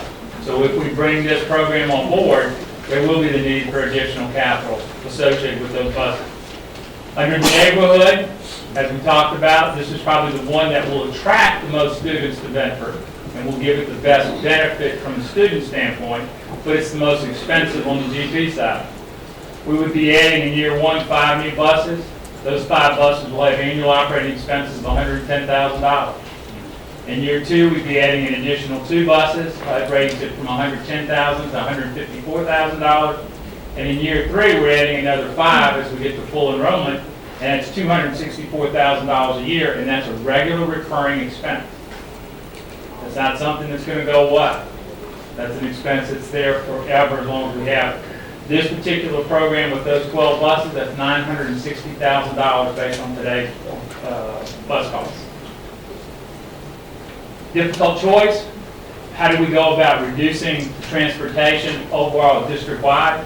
The thing that has one of the biggest impacts on transportation, in addition to the bell times, in addition to the inconsistencies, is really how I get buses from one school zone to another school zone. Our zones don't overlap, as you would see in a lot of systems. A lot of systems, you'd see a high school, within the high school you'd have middle school, and within the middle school you'd see elementary. And so it's easy under the tier that all your high school buses would serve your middle school buses and all your middle school buses would serve your elementary schools. In our case, that doesn't happen. Because of the way our zones are laid out, and because of the way that they're not set up as a tree, as I call it, I have buses that are going from one end of the city to the other end of the city every day, or going from north to the south. That's the challenges that present themselves in us trying to allocate our assets to where our students are. And that's one of the primary reasons that we do encounter, while my buses do 484 routes in the morning and 486 in the afternoon, and for the most part, we're extremely successful in being on time, there are a few that aren't. And it's because trying primarily to move buses from one spot to another spot and dealing with the city traffic and just the road issues that we'll deal with each and every day. So with that, I'm open for any questions on the transportation side. Mr. Bourne. Thank you, Mr. Chairman. Thank you, Mr. Grant. A couple questions. One, you all identified where any potential hubs might be in option B. Probably would be at particular schools. That's the best option is at a school site. Which particular schools, we've not zeroed in on that, but that would be our preferred recommendation. Okay. Follow-up question, Mr. Chairman. Follow up. With each of those options B and option C, since those are the ones that require an investment, and this may be more of a question for Mr. Grespe, have we done any sort of projections with respect to new students that we realistically or reasonably can expect to come into the system, given that when we get new students into the system, we get additional funding, and so it might offset some of the costs, since this, we're talking about general fund dollars? If you look at the current Bedford zone, Bedford has approximately 235 students that are in today, that are zoned that are in that zone that can go to a middle school, public school. Of that number, 153 attend a Richmond Public School. Of that number, 83 attend Benford today. So we're losing approximately 80 students that are going to a school other than the Richmond Public School System. So that would be your lost revenue. And you'll see in the further presentation that Abe will present, you'll see where those seats are available for the 6th, 7th, and 8th grade class. Because you'll probably use up your 3 minutes. Did you have another? I'm going to reserve the balance of my time. All right, Ms. Taylor.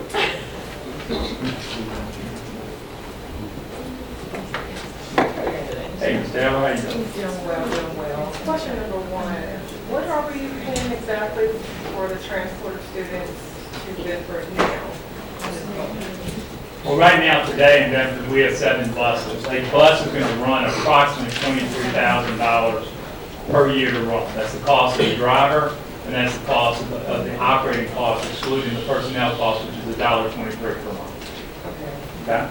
And also, the projected cost that you have presented to us tonight, is that based on the bail schedule that you all have incorporated into the academic improvement plan? That's based on just looking at Bedford by itself. Okay. Okay, and that's only the additional buses. That doesn't count the existing 7. Okay, because I was listening to you when you were saying about the tree and how. Right. So would the bail schedule change that's proposed currently? The bell schedule would not make that any better than what I've got sitting there, because that's in addition to what we have. What the bell schedule change will allow me to get more assets on the road and therefore move the students quicker, both to school and from school. One of the challenges that we have is right now today, we're incurring well in excess of $1 million a year on overtime. Our buses, because of the routes that we run on an average day, and every day is not exactly this, but on an average day, we're running approximately 1,200 routes between the midday runs and the after school runs that we do in the evening time. Those are very expensive that we do, and we need to find a way to get more efficiency out of it. The way we'll do that is using our GPS, using counts on those buses, and ensuring that the buses that are traveling up down the road are going to be between that 40 to 60 students per bus. What we don't need is having buses that are driving down the road with 1 student, because the operating cost of that bus is the same whether I have 1 student on the bus or I have 70 students on the bus. It's the same operating cost. Okay, because I understand that right now we have some buses going to Bedford that are grossly under. Correct. And that's where we get into these zones that where I have to get students from point A to point B, and what assets are freed up within it, it becomes a challenge for us to meet those demands. And we do have a lot of buses that aren't at optimal numbers, and so our operating efficiency is very low because it's so much cost. I have one other, but I can't remember it right now. Ms. Evans? Oh, good. Just real quick, Mr. Krantz. We currently provide transportation for the students that go to the alternative school. We pick them up from across the city. Could there be an opportunity to use, and how much does that cost us? Would there be an opportunity that we had those children was responsible for transportation that we could then offset the transportation needed? There's 2 parts to that answer. And basically, in theory, you're correct. I think, though, the challenge will be is, number one, where the students from Bedford are going to be located at versus where the students from the alternative school are located at, making them in the same place. Number 2 will be, if you look at the buses on a school-by-school basis, particularly on the comprehensive high school side, you will see our students act totally different. They're all not the same. And so we do encounter challenges in some of our schools with transporting our students that we don't encounter in other of our schools. So we would have to look at that to make sure that the students we're transporting are safe and secure, and, you know, the drivers aren't being put in a situation that we're going to have greater problems because we struggle to get the students to school on time. But the answer, theoretically, yes, ma'am, you're correct. Is there an opportunity that more of our high school students could enter into a partnership with GRTC to provide the high schoolers a discounted rate to ride public service? Would that free up more of our buses that we could use? We've looked at that. The belief we have in talking to GRTC is that, one, we don't know what rate they would charge us. We've had some very preliminary discussions with them. But number two is where their routes are and where our students are. I think they would run some of the same issues we did with the hub system. The hub is very good for people that live close by. They love it. But for those people that live far away from it, it's a challenge. And so then you get to have more, the need for more hubs, and I think GRTC would run into the same problem with their routes. Okay, thank you. It's great.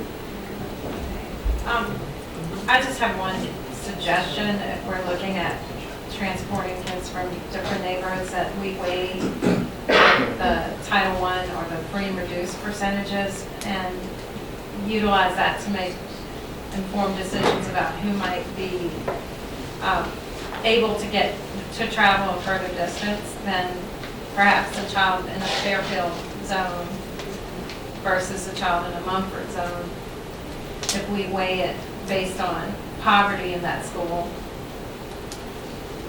I don't know how I you do that. I understand what you're saying. I think, though, that would be extremely difficult, because what you'd almost have to do is take the whole city and kind of divide it into subsections and say, okay, this part of the city qualifies and this part of the city is not going to qualify. But yet, you could have students inside of this part of the city who are eligible for free and reduced, have the same needs as the students over in this section of the city. And I just don't know how you would be able to be fair and equitable across the board. The second thing is, with us being in the CEP program, we're not collecting the same exact data as we did before on free and reduced. We are collecting the data to be in compliance with the federal laws, but we're not collecting in the same way that we did before. So I'd be cautious about how accurate that data is, and if we're using it, I think we may run the risk of alienating a group of our students that we really don't intend to do so. But we could. My only thing is if we're going to run hubs, and you may have an area like the East End, that even no matter where you put the hub, you're going to be excluding neighborhoods and kids who can't get to that hub. So perhaps there might be 3 or 4 stops in that area versus, you know, in a more affluent area of the city. You know, people carpool, do a lot of, I mean, I had to get my kids to hubs when they were in the governor's school, and that was challenging, very challenging, because I had people going in all different directions. But what I found was a lot of the neighborhoods had networks of transportation. You know, even if a family didn't have the means, you know, if they lived in a certain area, there were networks of parents who could pick up and get them there. I was pretty much on my own because I lived downtown and there were so few people traveling from where I was. I'm just putting it out there for thought. If it comes to a hub system that we consider, there are, even if it's a mile, it doesn't seem like it's a great distance. It may be a deal breaker for a kid in a Mosby court versus, you know, somewhere else in Richmond. I can tell you that each and every day, we are constantly trying to find a way to change the way we deliver our transportation services so that we can provide a better service to our students, but at the same time, not have the same impact on the general purpose fund as we do today. There is no right answer and there is no wrong answer. At the end of the day, it's about customer service and it's about doing it in the most efficient manner possible. So yes, ma'am, we'll consider it, but I can tell you what we do every day. I'm not trying to make your job any harder. Oh, no, that's what we do. That's what we do every day. Trying to put that out there as Yes, ma'am. thought. Thank you very much. Mr. Thurman. Oh. Mr. Thurman. That's it for me. Mrs. Thurman. Thank you. As part of the the budget, we approved the GPS for the buses, and that's supposed to make it more efficient, and so Correct. we're reducing routes and reducing overtime, Correct. $1 million of overtime. Are either of these options something that you would consider to be more efficient and more effective from a transportation standpoint as part of that larger effort of making our buses run on time and transportation environment more efficient? The direct answer is no. However, indirectly, the cost that you're seeing up there is a worst-case scenario. Okay? If we do create those efficiencies, if we can find ways to tag on to things, which we were going to do anyway, then obviously this program benefits from those benefits that we generate. As I think I mentioned, when Prince George went to the GPS system, their routes are 92, and they saved 10. So if we can save 10% on our side, that equates to about 48 routes just in the morning and 48 routes in the afternoon. That works out to be about roughly 17 to 18 buses that we take off the road. That's a significant number. If we were to take 17 buses off the road, we'd pay for that. Okay? Because that max under option C was 12 buses in year 3. In the case of option B, that was 6 total buses. So if we can achieve that, we've paid for it. But I don't know if we will. And so right there, I'm giving you the worst case scenario. And to answer a question that was posed earlier, in the budget right now, there's nothing there to benefit, to project increased revenues because enrollment goes up inside the Bedford side. So the budget is not necessarily the worst case, but it's a more conservative estimate than if you had projections with students that may or may not come into the system. Thank you. Just to follow up on the worst case scenario idea, you mentioned at the bottom, and you mentioned in your presentation that changing zones to get to the tree. And so, one, is that possible here in Richmond that we move to that? It's very much possible, Okay.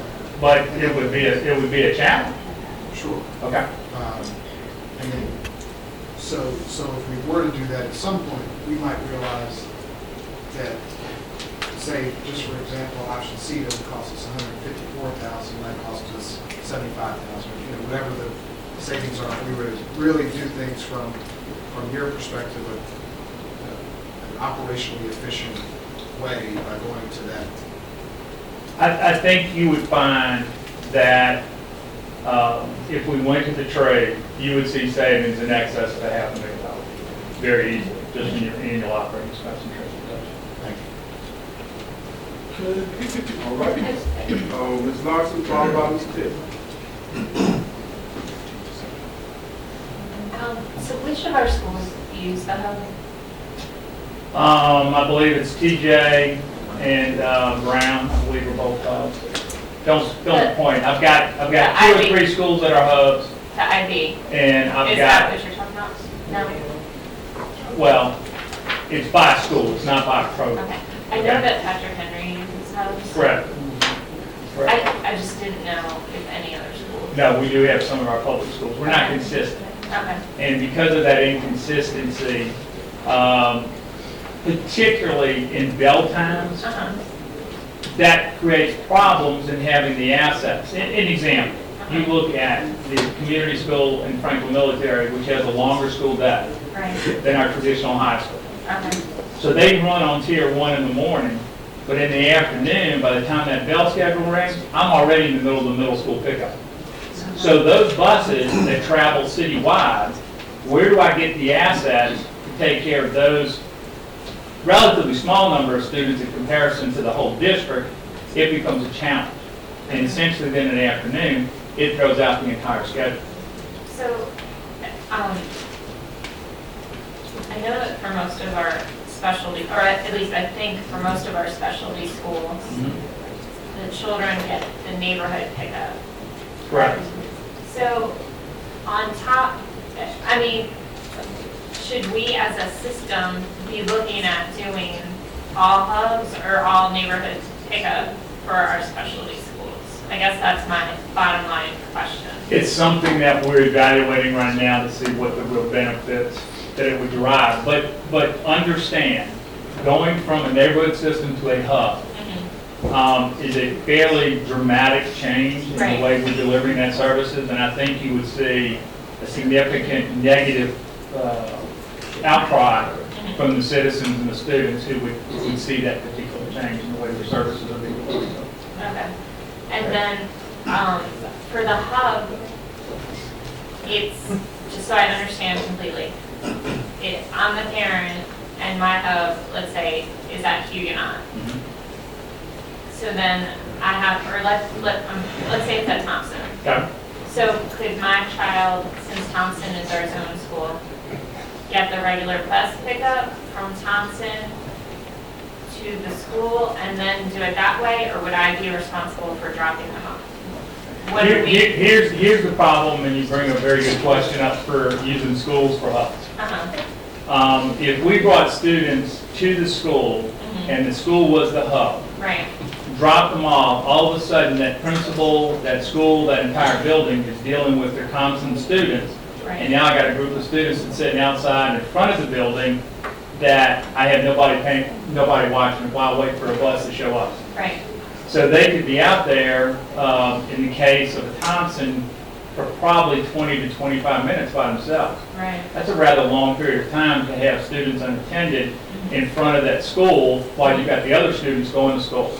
So you have a great chance to disrupt the overall building. And it's not something that, when you see transportation departments use schools for hub, it's before the school day starts. It's before the regular students for that school come to that building that they're using those schools for hub. I gotcha. Okay. Okay, so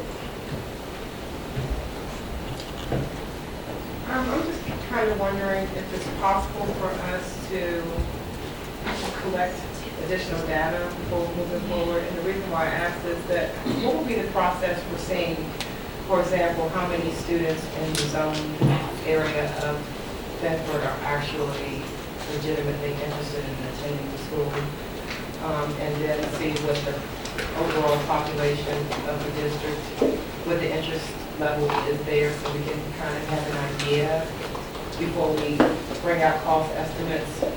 And then I think we will better be able to see what the realistic cost will be.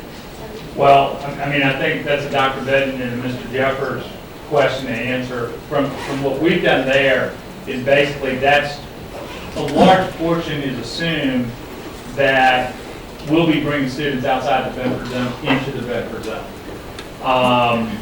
That, you know, with 7 buses there today, 2 are exceptional ed, 5 are regular ed. If I kept those just inside the Bedford zone, then those 5 buses could transport about 250 students comfortably. If we start getting more than 250 students in that zone, we would have to add buses.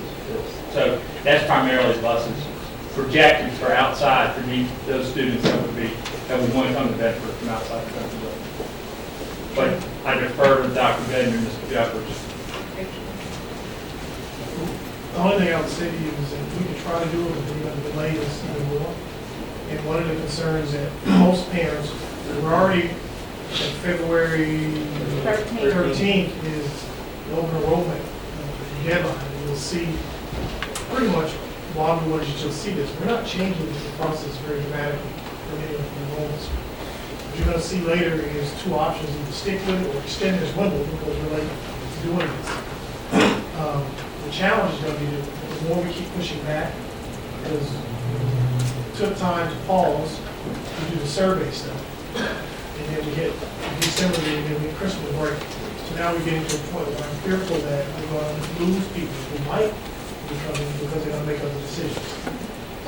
So that would be my concern about we should keep pushing time back to making decisions. I think a great deal of people who are already in this population, they don't have very many options. So to be able to make a decision that would benefit them more than this environment, I think would be likely. Now, if you're talking about people who are not a part of RPS now, then perhaps those decision makers may have some other options, but those who we deal with currently don't have other options. Oh, I think there are people who are currently choosing other open enrollment options would probably consider this and maybe want to move. I do think there are people who are currently with us now. What is our poverty rate in RPS? What's the poverty rate? Pregnant who's one rate like 75%. So at least 75%, I would think, would not have. So if I got to decide if I'm going to go to Brown versus I like this, there are students who I think maybe instead of go to Brown, consider going to this. So I think you have current students who fit in that demographic that will make a different decision potentially. I'm just thinking a lot larger amount that wouldn't have that option. And I guess for me, my biggest concern is that we not make another rush decision, that we do things based on the data that's collected. And I just feel like, we just got this report today, this afternoon. I haven't had a chance to take it in. I haven't had a chance to talk to my constituency about what their desires are as far as the type of school, specialty, merit-based, zone. To make a decision without that input for me would be incredibly rushed and inconsiderate. And So I would think prefer that's at least why that delay. you will see that we put, our recommendation is use the current system in place that everybody's familiar with. For that very reason, it makes it very clean and easy. Yeah, you just never know where 9 different board members are going to go, and I guess that's my biggest concern. But I agree with that recommendation. Okay, Mr. Jeffers? Thank you, Mr. Kranz, for that portion.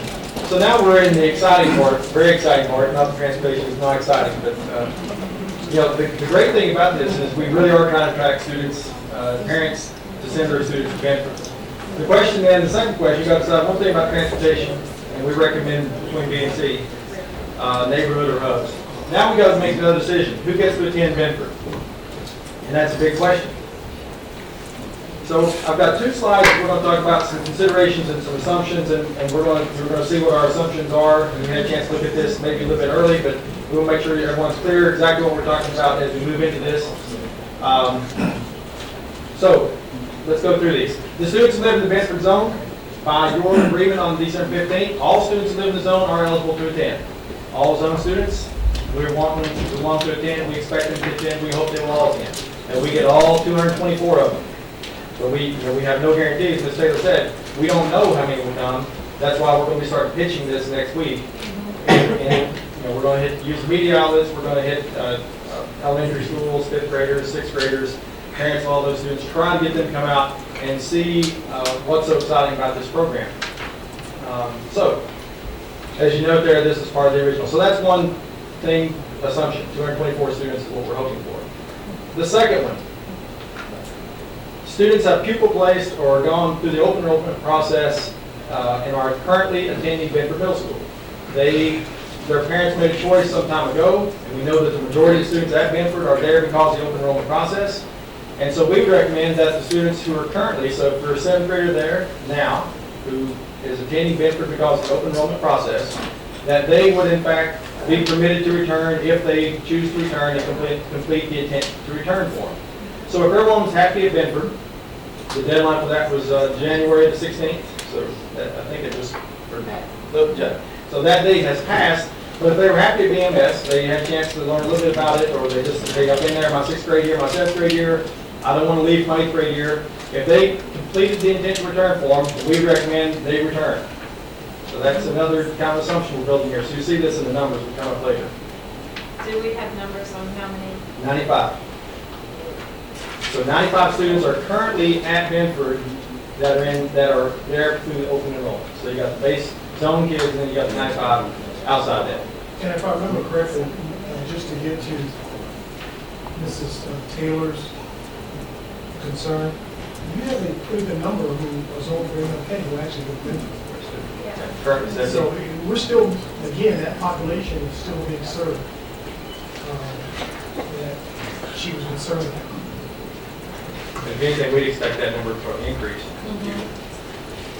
The next 2 deal with current practice. We recommend keep with the current practice for siblings. Currently, if a student open enrollment places at a school, their sibling may also attend with them. So if I'm a 7th grader, and I am in my 2nd year at Benford right now, and I have a sibling coming into 6th grade that will be in 6th grade next year, the open enrollment process says if me as a 7th grader completed my application and intent to return form, then my sibling would have the rights then to come into 6th grade.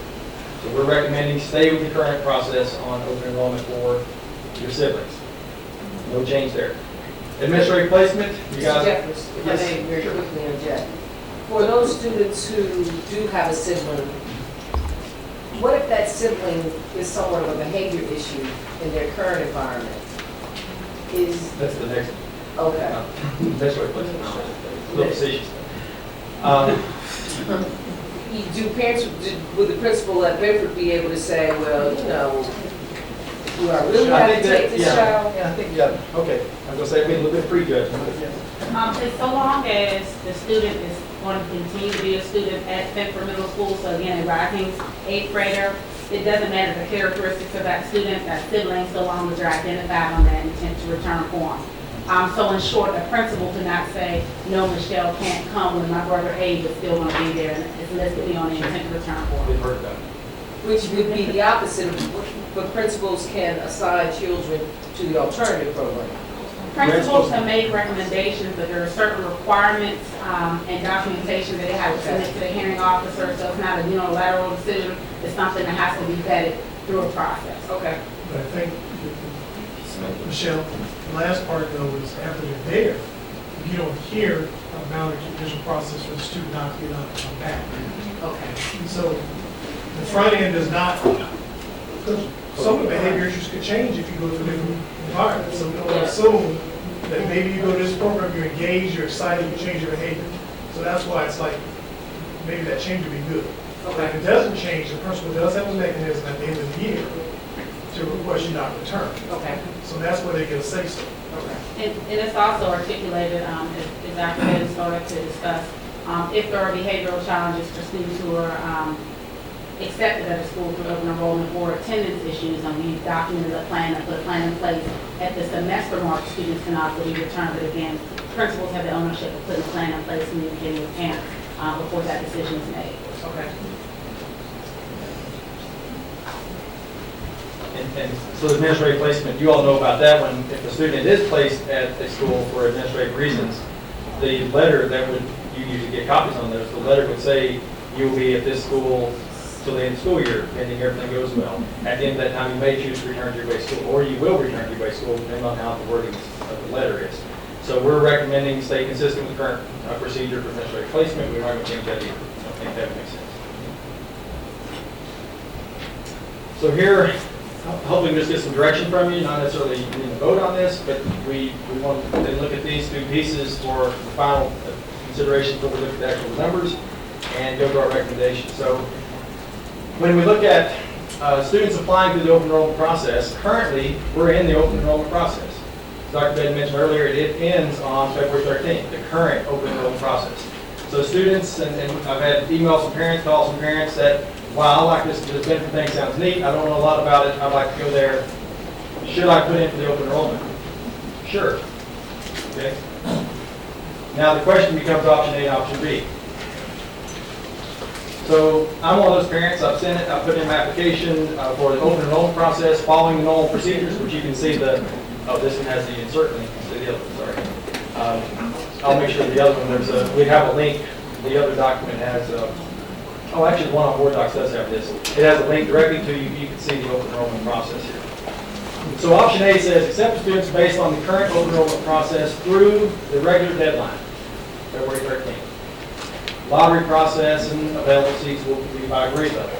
So this option A would say, you know what, we have an open enrollment process, we're going to keep Bedford in that same exact process, same timelines, everything.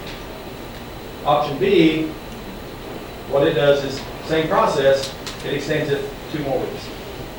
3 weeks, through March 6th, instead of ending February 13th.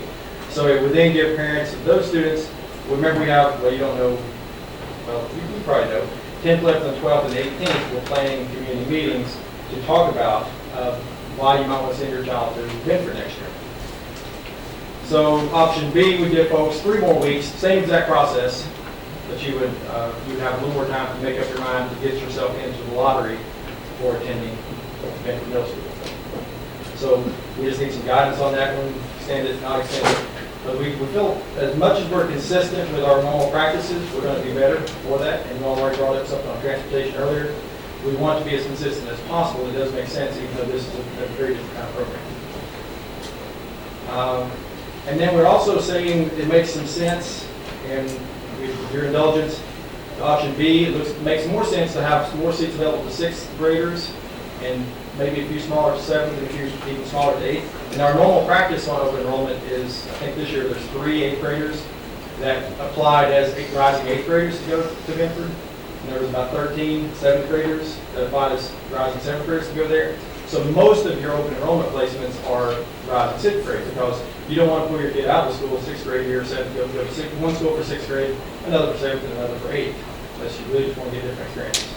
So we think that makes sense rather than just having, nope, we're going to have equal numbers no matter what per grade level. We don't think that makes as much sense. So we would recommend kind of, if we have your leniency in that area, we go with B.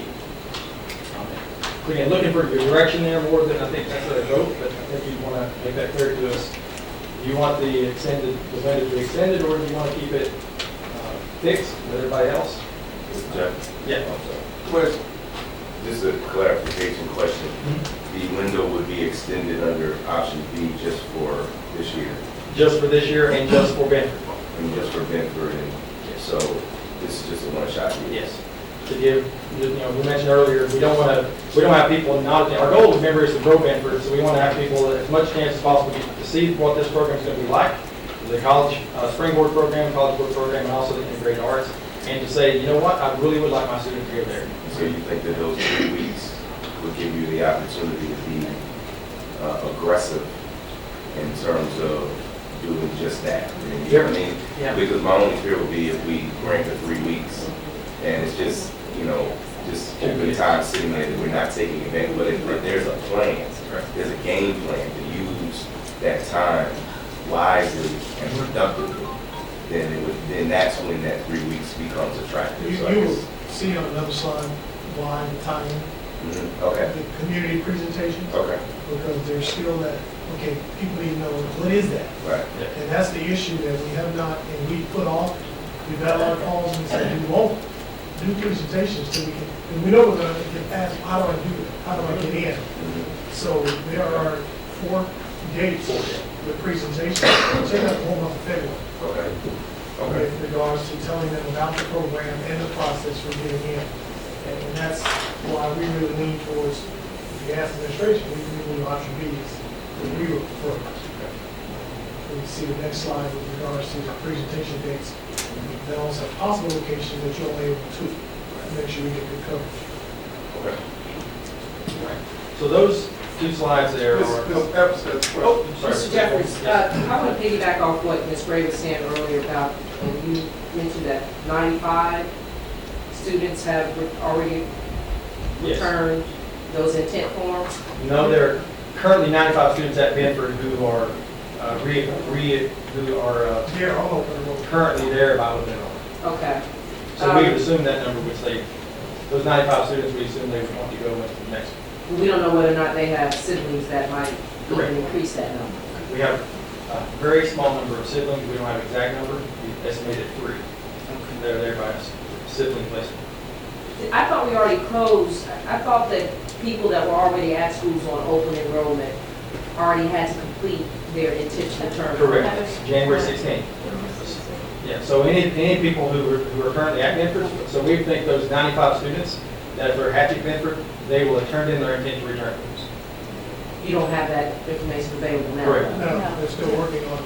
They want to go all the way down. Okay, and so follow up to that, what if I have applied at several schools for open enrollment? How, and if you extend this opportunity for Benford, would individuals be asked to narrow, to go ahead and make a choice? Because would we have individuals saying, okay, well, I want to go to Benford, then ultimately they end up somewhere else and they fail a space? So currently under the open enrollment process, students can apply for up to 2 schools. Okay. So for example, if I said right now I'm interested in Brown and Albert Hill, if after hearing the public comment, I may decide that I do want to apply for Benford, and so I may need to change my existing application. So that would be a small change. But the open enrollment process will continue whereby students and families are assigned numbers and then placed into a lottery. And so it would not mean that you couldn't be considered for another school if you entered into the open enrollment lottery for Denver. That would preclude you from another school, but you only have a max of 2, unless the board decides that with the new process that you want to allow this to be a third school to something unique, only if the third school is a consideration for Denver. That's certainly something that you may want to consider. But I'm kind of stuck on the fact that if I've got 2 options, would we then be holding up seats that should be made available if I wait to the last minute to tell you, nope, I'm not choosing this? Right, so there is a timeline that goes out to all families. After the lottery is conducted, if you are awarded seat number 1 for 3rd grade at Albert Hill and seat number 1 for 3rd grade at Brown, you have a certain date whereby you have to register your child at that specific school, and when that time has elapsed, your seat is then given up and we go to the next person on the list. And again, that's current with this existing practice. Fantastic. And real quick, and this timeline that we have working here, which takes through March, that would have us able to make sure we have everything staffed appropriately in April when we're looking at staffing. So we should know by then, within that timeline Dr. Ford was talking about, how many students are going to Hill, how many are going to Manford, how many are going to Brown. We would know those numbers. They should be all fixed and clean and how many are staffing, so we can make sure we do staffing right. Okay. I have a question for Dr. Ford. You were saying that there was a cutoff time through open enrollment. And that process is different when it's under the specialty school umbrella, isn't it? Open enrollment and specialty school application are 2 separate things. So open enrollment refers to our comprehensive school, but it doesn't apply if you're interested in TJ for the IB program or Franklin Military. It's for our comprehensive schools, but anything that's the application school is something different. Okay, so if it were the Franklin or the IB, then they could actually hold that space up a lot longer, is that correct? That's a separate process, so that's not a part of open enrollment. If the student is applying and said interested in going to Franklin Military, that is separate and apart from someone who would also potentially apply for the open enrollment process. But I'm saying if the board decided to go along with one of the other 2 options, then that would be a concern. Same concern currently exists right now. Exactly, that's what I'm saying. But I'm saying for Bedford in particular, that would be the things that the board would have to consider.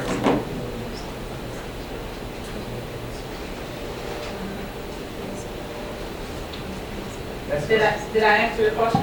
I'm saying that would be that there are different rules for the specialty schools. So if that was one of the options the board chose to go with, then you would have to consider the fact that more than one location can be held up until the 11th hour before we would know. So to make sure that I'm clear on what you're asking if Denver was designated as a specialty school as opposed to a comprehensive school that one would attempt to apply through open enrollment, would that change? Again, that would be up to the board if you all wanted to do that. And you'll see under some subsequent slides, information about is this going to be considered are we proposing it be considered a comprehensive school or a specialty school? So that's forthcoming, so that may add some additional clarity for you. Thank you. Okay, Mr. Jeffers, everybody be aware of the time. Yes, sir. All right. So thank you for looking at the considerations and the assumptions we have in there, and hopefully answer the questions there. Let's look at the numbers and see, make sure that everybody's clear on what this means. Our goal is 525 students next fall at Benford. So what we see up here is broken down by grade level on the left. What's the target enrollment? If we're going to get 525 students, we need 175 for grade level to optimize to get to 525. So if you check the math, hope everything adds up. When you go down to seats assumed taken, that's the one I think we want to look at just for a second, see what those numbers are. So rising 6th graders, historically 25 seats would be taken. So currently 25 seats taken by kids placing in there somewhere else through the open enrollment process. 25. 50, there are 50, we just took the zone seats and we said, all right, really on paper there's about 50 zone seats per grade level. And so we need to reserve seats, assuming that people get really excited about this, they go to the presentation and say, I want my kid there, I'm zoned for Benford, I'm pulling them out of this private school, not homeschooling anymore, we're going there. We have in here 25 seats for what we call it for historical purposes. 50 for how many we anticipate maximum we think we can get for zone students because we're guaranteed no seats. That means we have 100 sixth grade seats available to new students.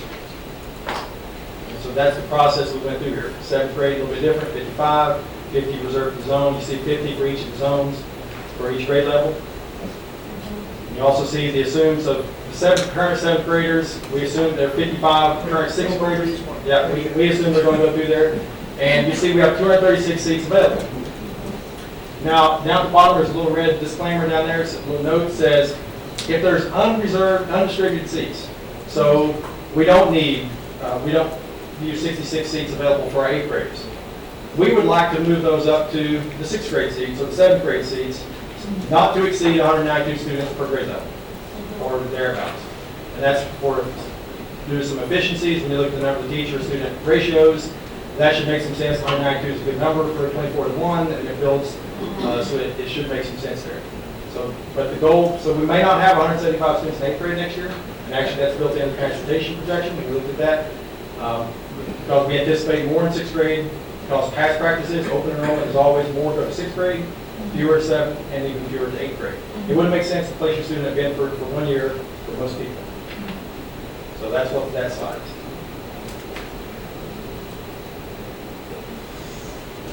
So, we have before you 3 options for your consideration. To the left are more open, so anybody can come basically to the left, or have equal option or opportunity to. And as you move to the right, you get more exclusive, more selection. Ms. Taylor was talking about an application process. So the 2 on the right are applications. Frank Military, you apply, you demonstrate something, they review your applications and they select who's coming. Open, community, there's an application process. If you were, since this is an integrated art school, they might be completely separate based on what aptitudes have you demonstrated in different fine performing arts. Who knows what those would look like? We can come up with that. But you would see applications for the 2 on the right, a separate application process. If we went that direction, then you would follow the same model as your specialty program schools, like community open, that you would actually be completing essays and doing things. But we see that as more exclusive and would prevent some students from possibly attending. Current open enrollment process, as Dr. Boyd already touched on, treat this as a traditional school, but it is a special program. So if you want to go there, you jump into open enrollment and you enter yourself into the lottery and you have a chance to attend. So we would not recommend those 2 based on what we heard from you and from the public comments. Have an application would limit the number of students that you would be limiting the students that may be able to attend. So we recommend this first one. But you have 3 options.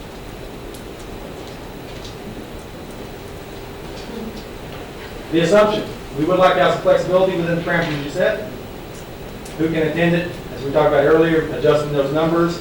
Obviously, we have that flexibility, as Taylor mentioned earlier, so if somebody is holding the seat and the seat comes open, we'd like to use the normal process, not picking and choosing, but use the normal process to work those things out, but we need flexibility to adjust within those parameters to maximize the number of students. We want to make this as efficient as possible. And I have an example there. So, one of the reasons we thought you should see this is because we didn't think that it was really very complicated. It's kind of consistent with what you've been doing already. We believe it gives most open access.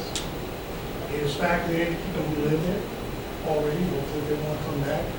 And again, it's lottery where you live in the city. And we believe it was the quickest and most efficient way to get it up and running. And then once we get through this period of time, we can jump and roll it back into the normal open enrollment process, so it's running like any process we have right now. So 2 things, which are really on this part, besides the busing issue, is really extension to March 6th and to agree for us to just put it in the overall process. That's what we're asking you to let us implement. Because what we want to do is take that to information to the next steps now. Right. So we have tentatively scheduled some meetings Now, the work behind this, there's been an incredible amount of work putting the options together, really thoughtful discussions, and some, lots of good discussion about this from cabinet members and certainly from other folks within the administration system. And we have worked closely with Ms. Kristen Jo Adams, who's with us tonight, right here, who's our Director of Fine Arts, Fine Performing Arts. This series of meetings, the thing we don't have yet is the knowledge in the heads of the parents of these students. What is this going to look like for my kid every day? When are you going to have a bus? Because that's going to come up. Yeah. And are you going to transfer my student from the regional bus stops, neighborhood bus stops, or are you going to do a hub? Because that's going to inform their decision. So we scheduled 4 meetings, and you see the dates and locations there. If you want to tweak those, we can, I guess, within some reason. The dates, we try to fix them 10, 11, 12, and 18. So that's, you get 3 days 1 week, and then the final one. But we prefer the dates to stay the same. We want to change the location. Yeah.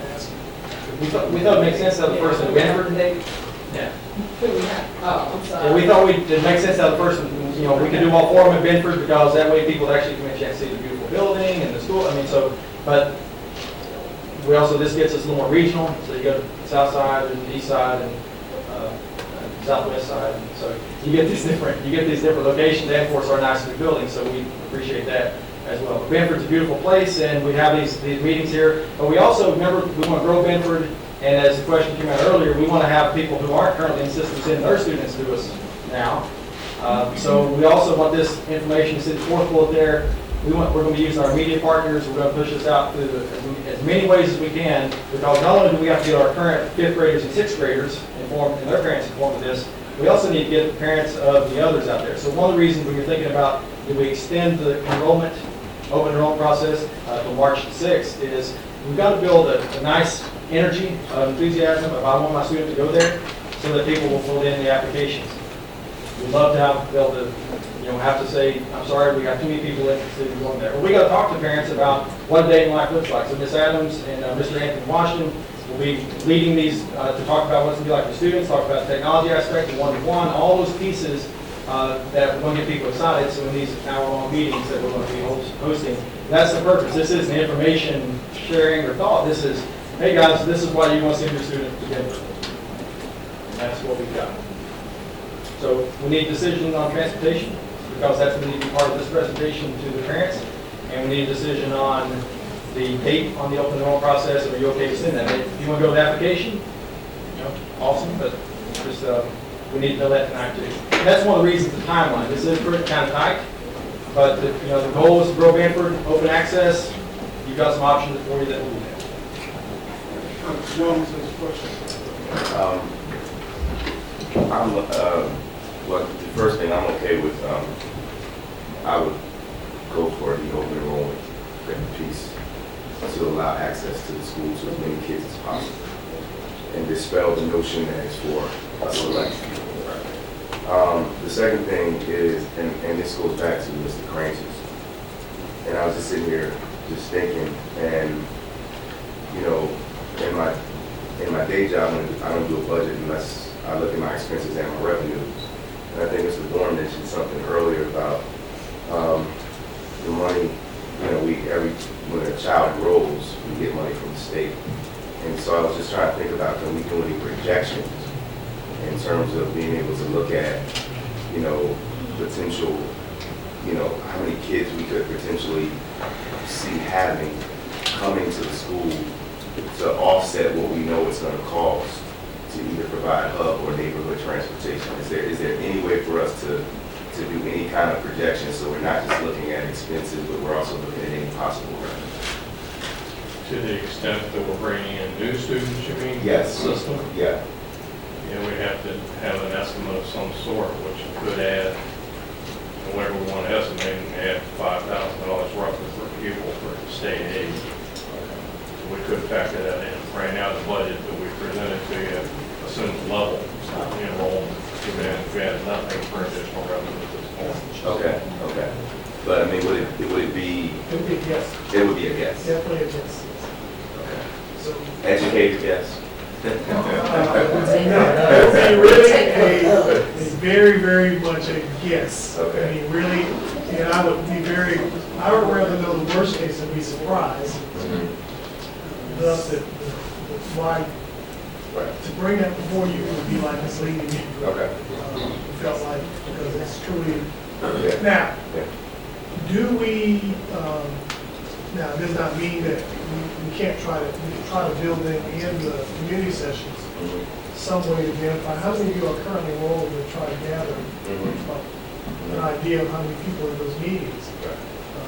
We get them signed up and say, you can check current student or not student. And maybe after those meetings, have some idea of how many people who were there who were not current RPS students. Right.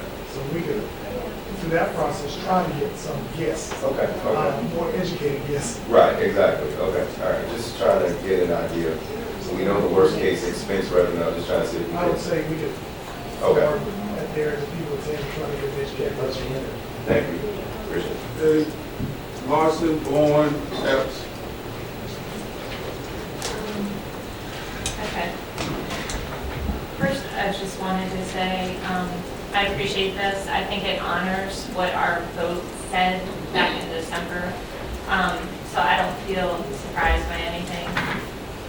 And I appreciate that. And I'm excited that we're bringing a new opportunity to our students that you don't have to apply for with your academics, because we're increasing access. And, you know, I believe that we all learn differently, and this is a good opportunity for some of our kids that might not get into IB or Franklin Military or something like that. Will we have an opportunity to see what the presentation will look like for the community meeting? When you refer to before the 10th, you would like to see Yeah, the 10th? like, could we see it in the Friday report or something? We could very possibly, the problem is Anthony Washington is not in town this month, dealing with some family issues, and we just wanted to make sure that it was a cohesive presentation before we showed anybody. So as soon as he gets back, we can push that out. Okay, I would, I mean, it's been a while, and we talked about so much during that process that I would, you know, I'd also like to be out there advocating for the school and talking to parents about it. So I want to know the details and see that information.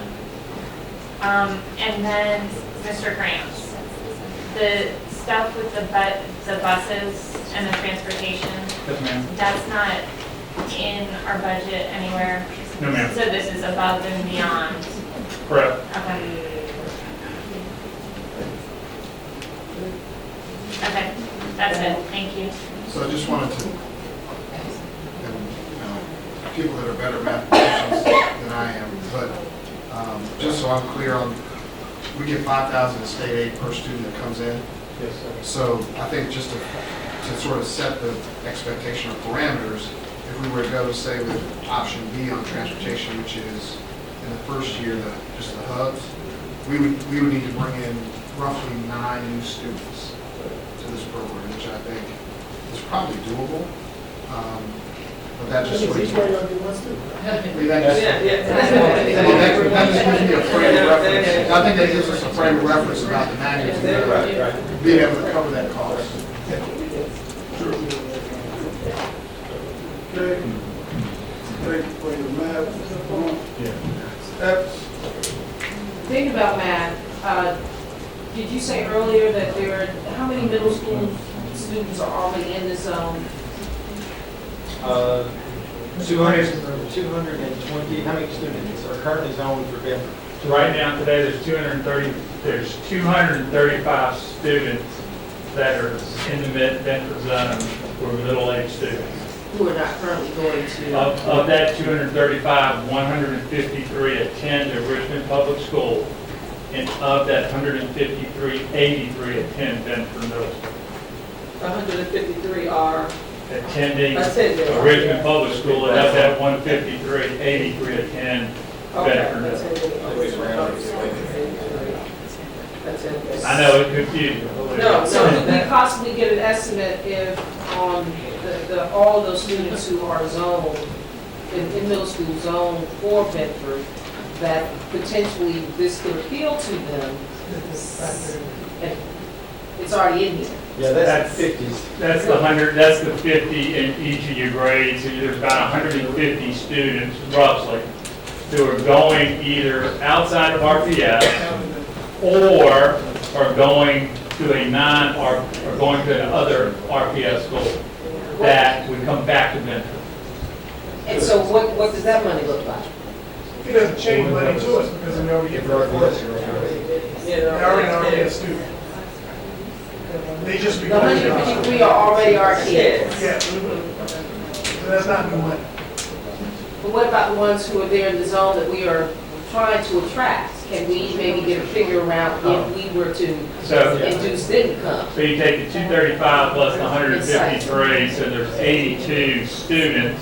Let's just use 80 for the sake of my brain right now. So it's $400,000. If you bought If you every can last get them all. one, If you can get them all.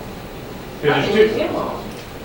Go ahead. Well, yes, ma'am, that's your number. Okay, thank you.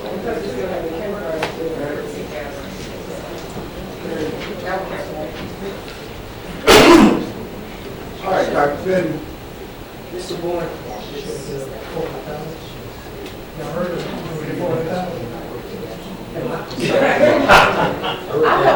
Dr. Fenton, again, if you could restate what you all need from us tonight. First, on the transportation side, option B or C. Go ahead, please, and see. This transportation, a decision on that, and then we need a decision on the open enrollment recommendation that we recommended, which is to go through March 6th. Use the open enrollment process really steady. Okay. 3 more weeks, so we can do the community presentations and give people a chance to actually reply. So you need transportation, Decision on transportation. And then what the wording would be. extended, well, hold on, don't give us the wording yet. Just give us the pieces. Extension of open enrollment To March 6th. to March 6th. With them for, Okay, sure.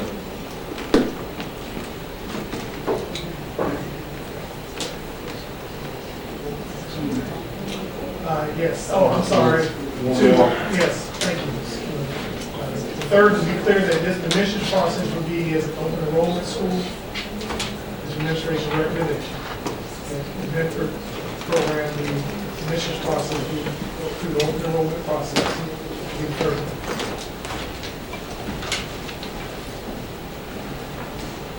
Okay.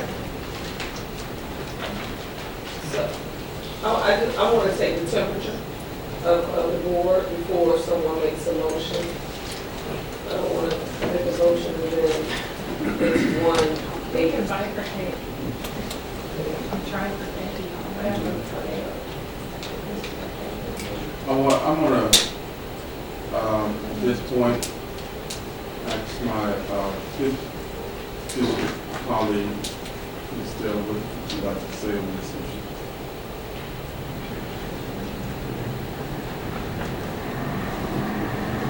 I guess my biggest concern would be for the students to have equal access, and the students who are within the district currently would be given preferential treatment of sorts. And what I've seen and what has been presented to us this evening, my preference would be to go along with the recommendation of the superintendent and his cabinet, with of course extending the deadline to March the 6th. I think that would give my constituency the least amount of heartburn, and just make sure that when we reach out to the communities through these community meetings that, well, I could see from what was included in the presentation that they will be reaching out to them through multiple media or mediums. So that works for me as well. I probably would like to see a switch in location as far as information to be given. I would like to see something that would be circulated within the 3rd District, preferably John Marshall, because of the acoustics and the got facility nurses that are interested. But if that is the. For the location. Huguenot, that's Huguenot. I would prefer something in the north side. Okay, you would prefer something in, A location in the north side. You want something else a little closer to MLK? I'm good with it. Yeah, okay. But you want something literally on the north side, like Yeah, well, people would have, Henderson, okay. exactly, with maybe not, Oh, yeah. like if they I have think- transportation, people would possibly be If more. I might, I agree with Ms. Taylor that adding another meeting or changing one of those locations to something more central north side. But if our target audience is 4, 5, 6, 7 grades, it may make sense to do something at Dinner Park or Stewart in their auditorium or That would work. in their cafeteria. That would work, as long as we'll get that one as well, to get that age group.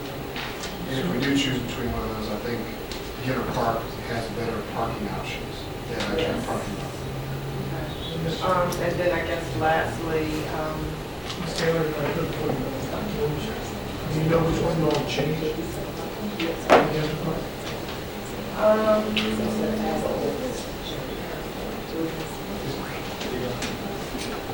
what? yeah, I would say. Is it possible to add one? If you were to Because I take think- away one, I would say Huguenot.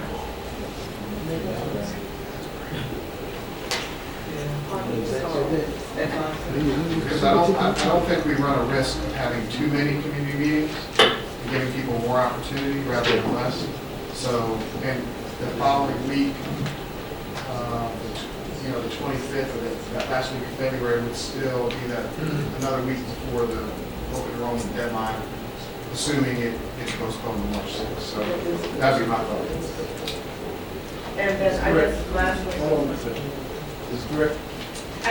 I do think less is more sometimes when it comes to these community meetings, because we've got the school start change time meetings, we've got budget sessions, and we've got this now going out. So it's putting a lot of pressure and additional hours on staff. I do think getting the information out there is critical. I think their media plan is a critical part of it, but adding more meetings sometimes doesn't add value to the discussion. All right, thank you very much. Still, I was going to say, I agree with Ms. Gray as well. Perhaps if we can maybe bring a hub system, similar to that in Fairfield, and have to transfer over to the Clark Springs building for a little while. If we can see what the need is first, because I know a lot of those buses went out pretty empty, and see if, say if we have a meeting at Royal Rock, then we can have some buses wherever parents are wanting to go to that location and just transport them there, and just for those who may have transportation issues.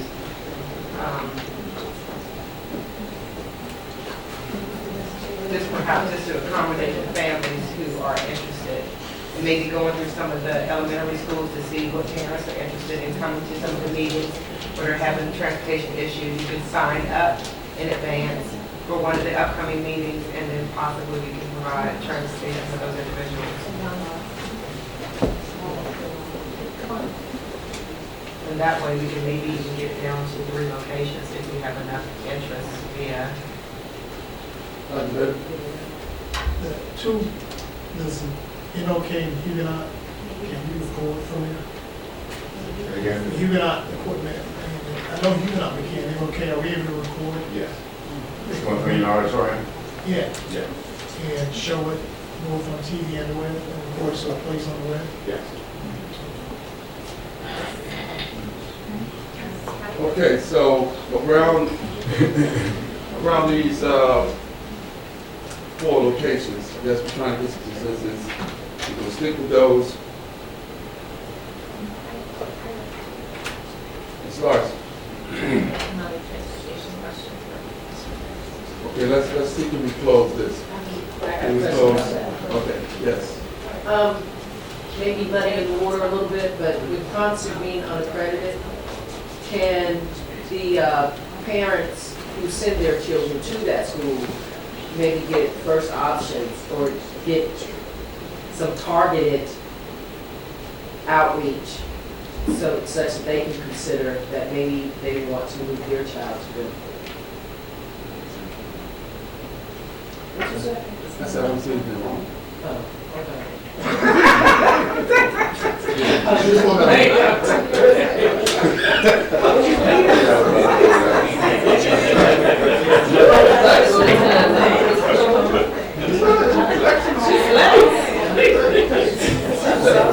All right. Still bring some closure here. For these 4 locations, Dr. Davis just brought out, we can film at Huguenot and make it, put it up on.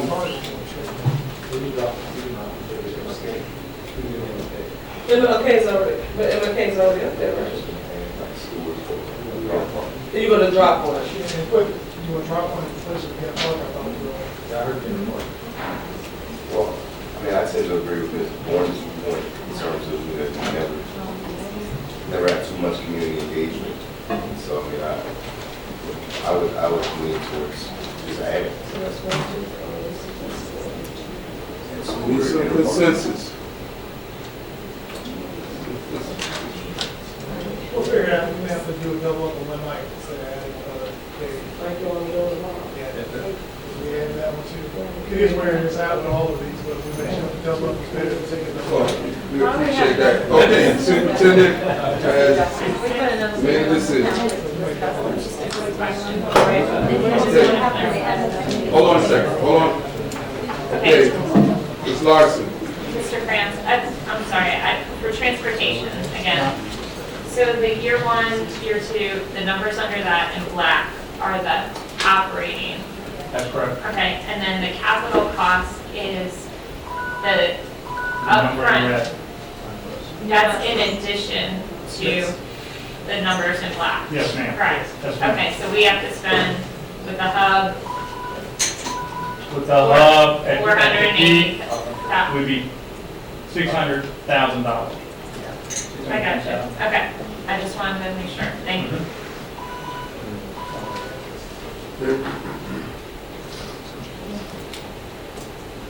Still. I'm prepared to put a motion on the floor. Just prior to that, I would just, because Mr. Sales is in the room, just ask if he would have any, want to make any addition before we move forward with the, Mr. Sales, Sir. anything you'd like to say to the board tonight, sir? No, sir.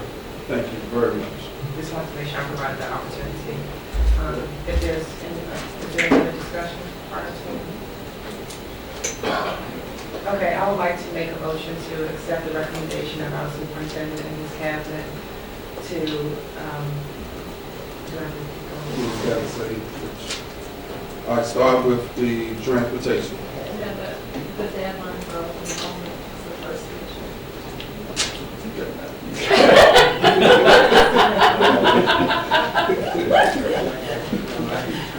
Okay, I'm going to start with the recommendation of the superintendent beginning with the transportation piece. Yeah, that was the first thing.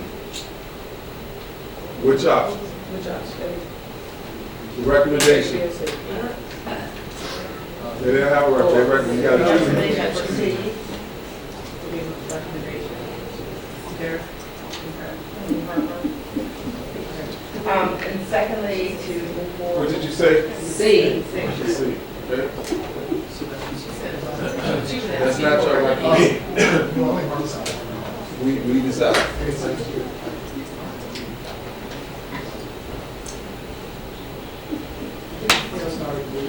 We can still. Okay. We can. The census is counted. Okay. I guess my only thing would be is if it was C, as I made a motion, if it was C, we can extend the routes, but if it's B, then we're talking about young ladies, 12 years old, 11 years old, being out in the early mornings. And safety issues. Go back to your transportation. Yeah, you did see.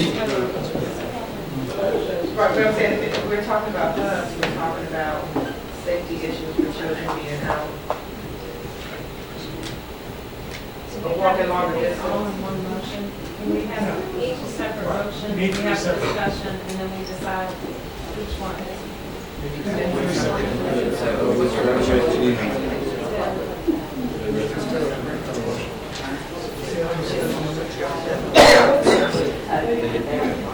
I mean, I wanted to see where your heads are with the D versus the C, because I'm thinking, if you're talking about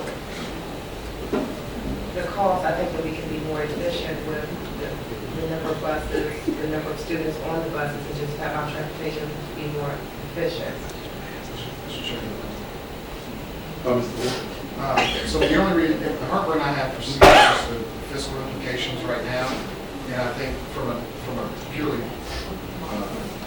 sort of conservative approach, if you start by saying this is what our thought is with option B, which is a less expensive option, and we find that Tommy's able to work another miracle or 12, and we actually have more efficiencies, more savings, we can enhance that transportation to go into the neighborhoods and get them.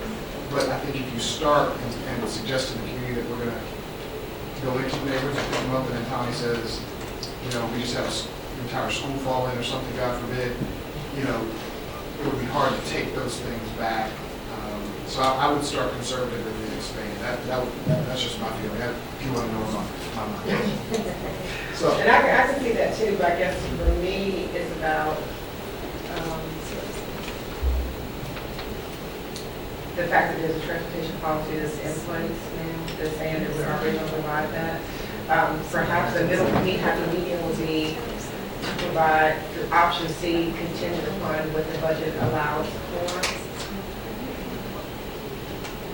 Because it's not affordable, it's not affordable, but we already have a transportation system where there's room on the bus, allows students to ride on the bus.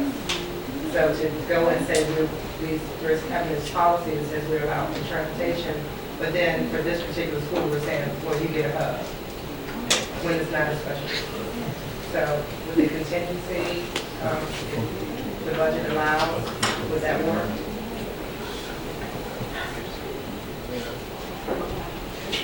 But I think go to the neighborhood the neighborhood is more expensive. I originally was with you, I liked the neighborhood pickups because I would make sure we get more kids, but there is a real fiscal impact of doing that, and that's why I asked Mr. Krantz if one was more efficient than the other, or more effective, and I think the answer was not really, you know.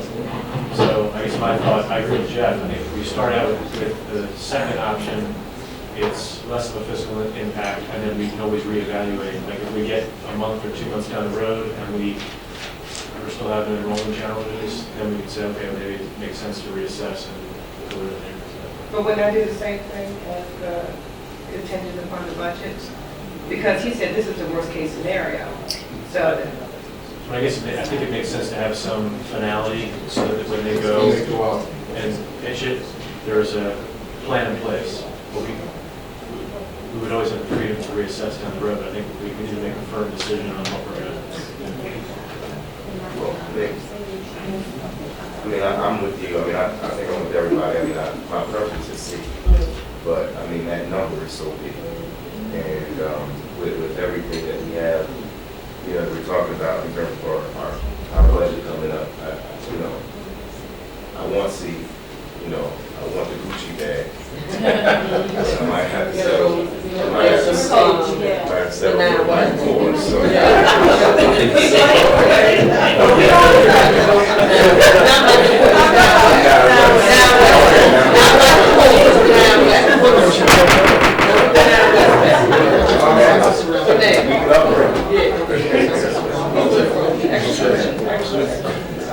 okay, let's go with per the recommendation of the superintendent. If you make a recommendation, that's, you have to make a recommendation.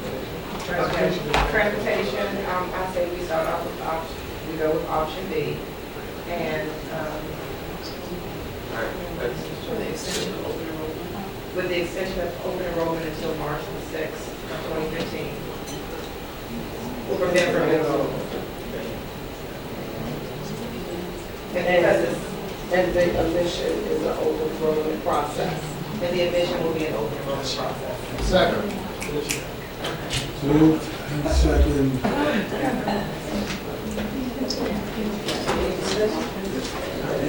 No. It's no. I wish somebody would. Okay, Madam Clerk. Okay, the motion is made by Ms. Taylor, seconded by Mr. Moore, to approve option B with regard to transportation, to extend the open enrollment to March 6th for Bedford only, and to approve that the admissions process will be through the open enrollment process. Mr. Sturtevant? Yes. Ms. Grant? Yes. Mr. Moore? Yes. Mrs. Taylor? Yes. Mrs. Harris Mohammed? Yes. Dr. Jones? Yes. Mrs. Pinckney?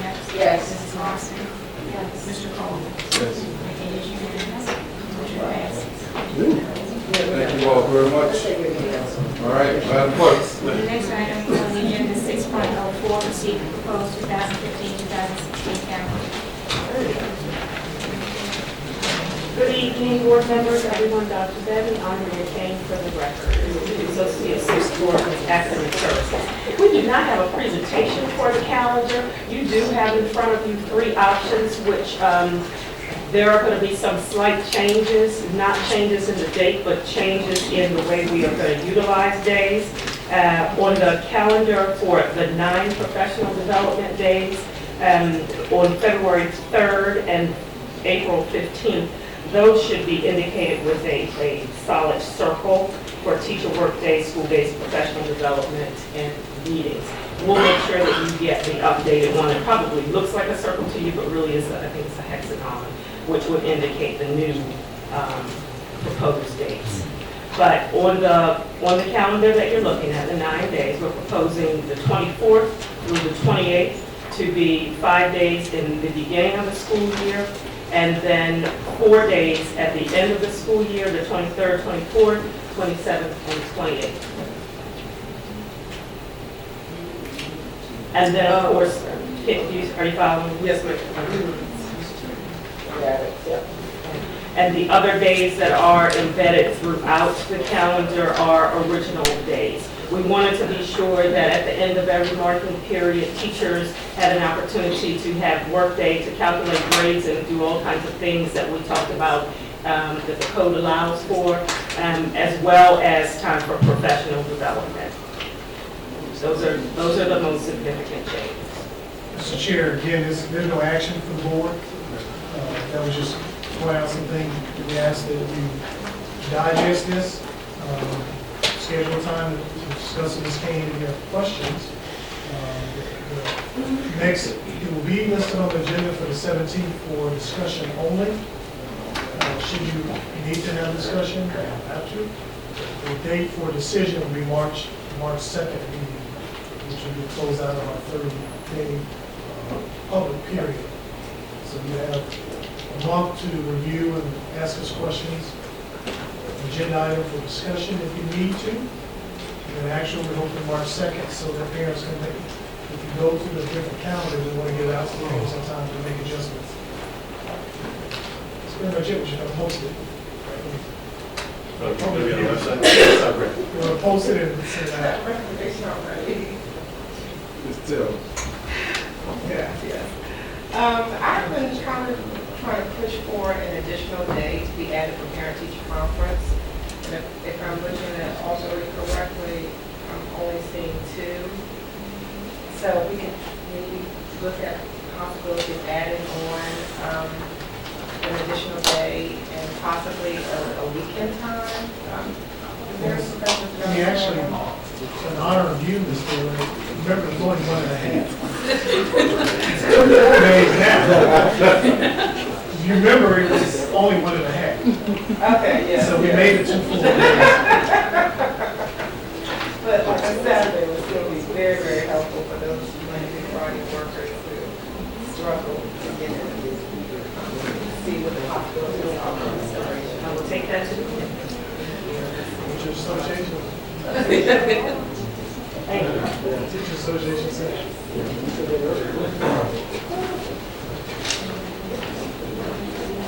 The next item is 6.06, receive for action revisions to policy 7-4.8, school-based planning and management.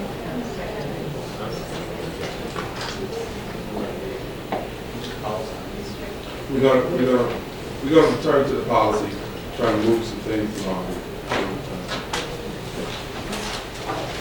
Can I go ahead? Yeah, for her. Okay, this is the second read of the policy revision for 7-4.8. It's now called school-based improvement teams.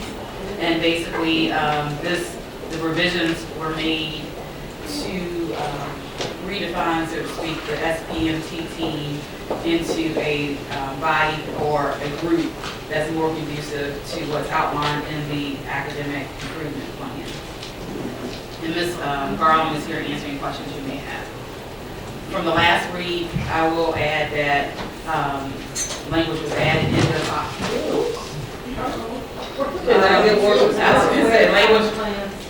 Yes, yes. Language was added about the availability of the plan itself. I saw that.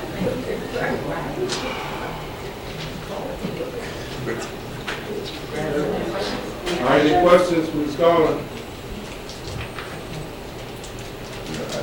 Are you ready to entertain a motion? Yes. I move that we approve the policy change as written. Second. Move to second. Madam Clerk? Mr. Sturman? Yes. Ms. Gray? Yes. Mr. Boone? Yes. Mrs. Taylor?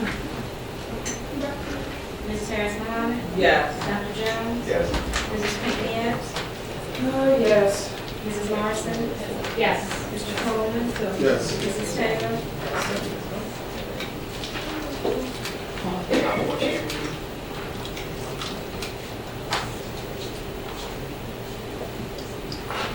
We're going to follow what's the recommendations from the academic plan for those teams. Yes. And people will be assigned to those teams. Absolutely. Yes. Correct, including parents. Yes. Okay. Motion passes 9-0. The next item is 6.07, discuss proposed revisions to section 8-1.6, student records of the policy manual. Okay, colleagues, Ms. Lilly is passing out some research that she has done. This is the policy that we were looking at changing, dealing with the expunging records. It is now 9:23. You all are just getting this information. It is my suggestion that we allow you to digest this information and bring this back at our next meeting. Okay, thank you very much. If you have any questions, please try to get them to Ms. Lilly before that next meeting. Do you have a date, Ms. Lilly, you would like questions to come to you?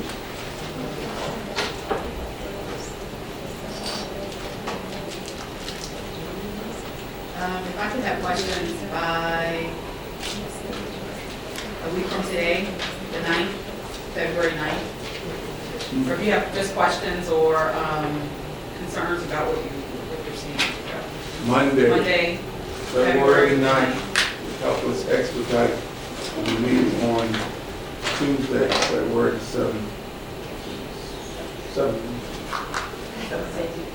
you put this on board docs too? Sure. Okay, Madam Clerk. The next item is 6.08, receive for action budget transfers. For action budget transfers. Sure. And then one on board docs. She was making a motion. Oh, I'm Okay. sorry. Thank you. Thank you. Need a second? Second. Moved and properly second, budget transfer. Mr. Sternberg? Yes. Ms. Gray? Yes. Mr. Boone? Yes. Mrs. Taylor? Yes. Mrs. Harris? Yes. Dr. Jones? Yes. Mrs. Pinckney Epps? Yes. Mrs. Garber? Yes. I'm going to talk to that again. Okay. Mr. Coleman? Yes. Motion passes 9-0. The next item is to 6.09, receive for action human resources actions. Mr. Phillips, do we have any amendments? Yes. Put on hold you to not take it. No amendments.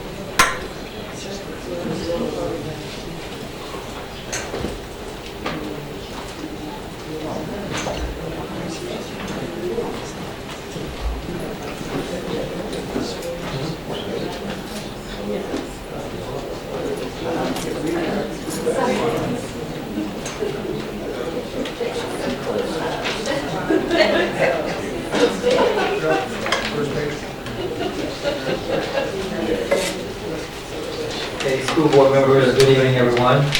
You have in front of you the school board agenda for tonight. The actions for approval include the nomination of 8 employees, the change of contract of 16 employees, the transfer of 2 employees, the termination of 1 employee, and an additional action for information, the resignation of 1 employee.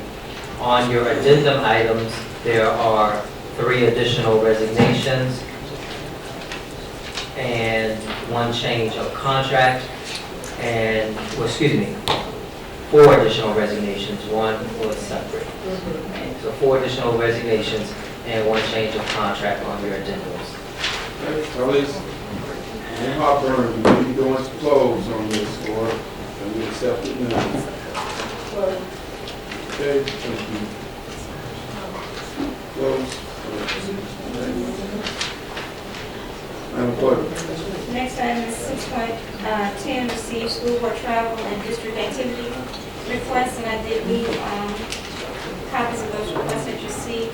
And Ms. Harris Muhammad is requesting to go to the NSBA conference or the WELD conference in Charlottesville, and she's also requesting to go to the Outreach Involvement Center's second annual benefit dinner. I said or.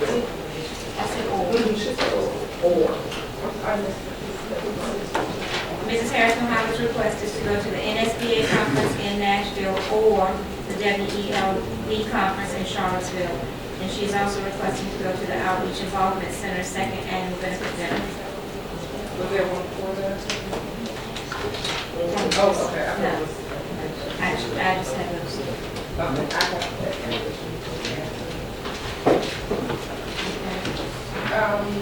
There's a three-man there. Program they're having a Johnny Gary, and they're asking that I purchase some of the food there. That's going to be about $100. There's also district-wide activities that I want to have at also the 9th district schools related to both Black History Month and Valentine's Day.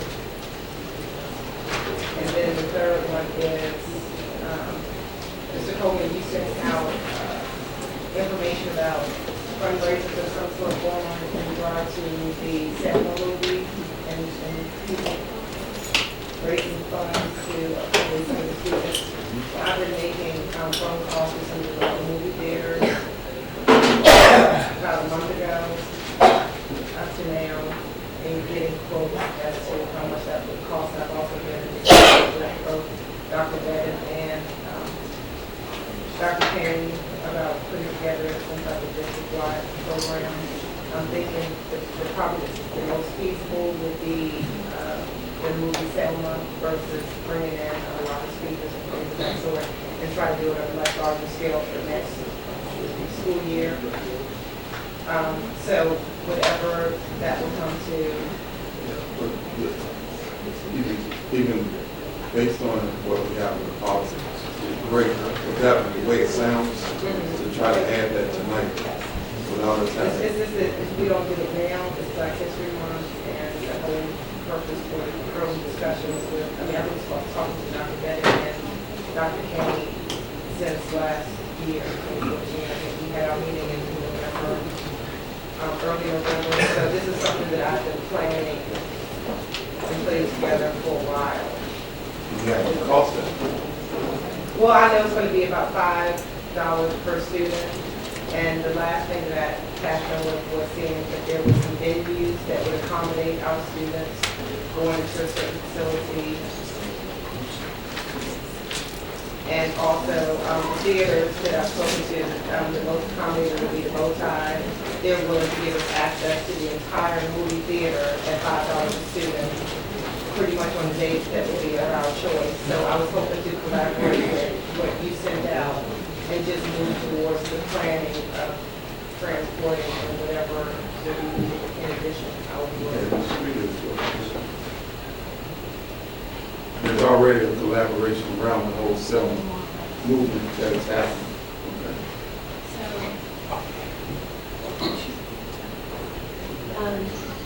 There are several business owners in the community from Altria. Ken Johnson, Colonel Johnson Marketing is leading the initiative to take our students to Selma. So we have convened a group from Secretary Holton has asked Ms. Johnson to lead the initiative, and so far he has raised about $35,000. And the intent is to take our 7th and 8th graders to the movie Selma, as well as students from some of the surrounding counties. And the way it will work is once all of the fundraising has been completed, the money will be allocated to the schools so that the administrators of the school buildings will use that money as they see fit to take whichever students they would like to. Okay. So the target population of RPS are 8th and 9th graders so that we eliminate the age concerns. So we've talked with Mr. Krantz regarding the transportation, and if they'd like for transportation to be included as part of that, that they would provide some of the funding for us so that RPS isn't absorbing too much of that cost. Okay. So right now, we're just waiting, so wait and see mode. The next meeting, I think, is this Friday, to see where we are with that. Okay. So there are several churches, as well as some grassroots efforts that are underway already. So some with Henderson High School for the leadership programs and churches if we get that around the area. Okay. And being that this is something that I have been working on as well, if you could make sure that I'm included in that meeting. Absolutely. That would be wonderful. Absolutely. Friday. I'm not sure if it's Wednesday or Friday. I have that meeting on my calendar, and I can I'll be happy to forward it to you. Okay, and what is their, I'm sorry, what is the target date for? Well, they're gonna, the point is because we're so late, we're one of the cities that is a little behind the efforts of taking our students to see Selma. So we wanted to align it with Black History Month. So the theaters have already been in contact with that. Paramount has said that even if the movie is pulled off of the shelf for regular showings, that they would make it available to our students. I even asked at the last meeting if they would be willing to show it at Huguenot. So since we have 1,000 seats in that auditorium and we have the capability of doing it there, if they would bring that showing to us, and that was a possibility as well. So that is being presented back to Paramount to see if that will work. Okay. Okay, well, So I'll forward the meeting to you. that would be wonderful, but we don't anticipate meeting prior to our next meeting, because whatever I can do to help with the Mondays that are.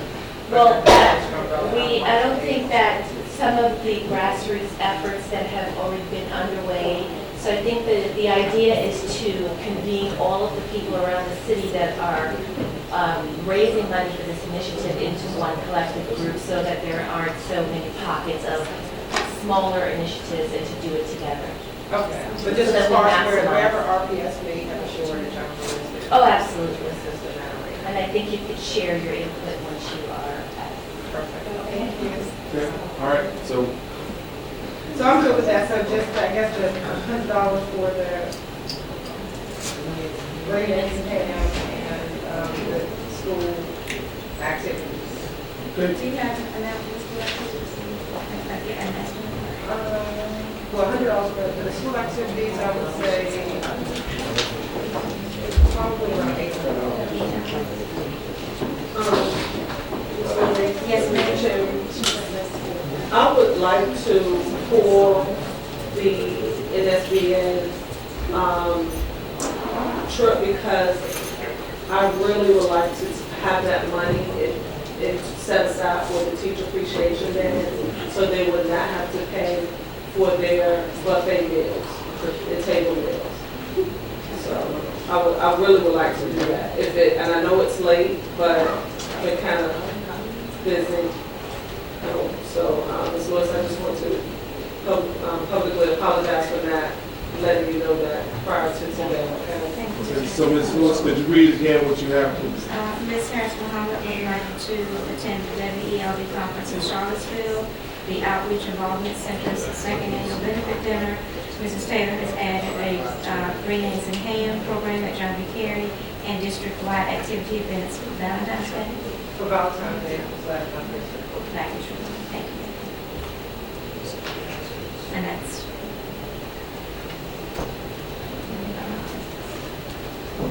Okay.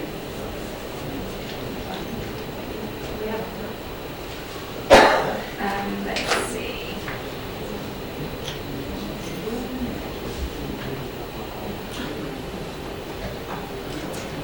Travel district activities. The total estimated amount for everything is $1,180.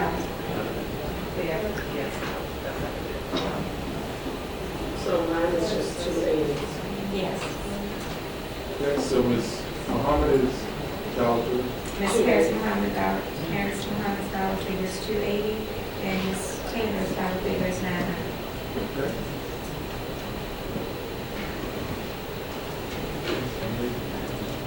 I move that we accept the travel request. Okay, let's go ahead. Second. I'm sorry. For the travel that you just put Just made a motion to accept it. Okay. What was fine, very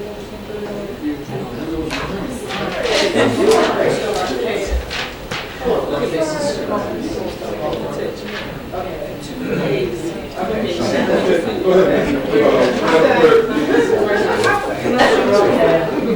Motion was made by Mrs. Harris Muhammad, seconded by Ms. Gray. Ms. Gray. Thank you. Mr. Sturtevant? Yes. Ms. Gray? Yes. Mr. Woolman? Yes. Mrs. Taylor? Mrs. Harris Muhammad? Ms. Harris Muhammad? I'm sorry, yes. Dr. Jones? Yes. Mrs. Pinckney? Yes. Mrs. Larson? Mrs. Larson? Mr. Coleman? Yes. Motion passes 9-0.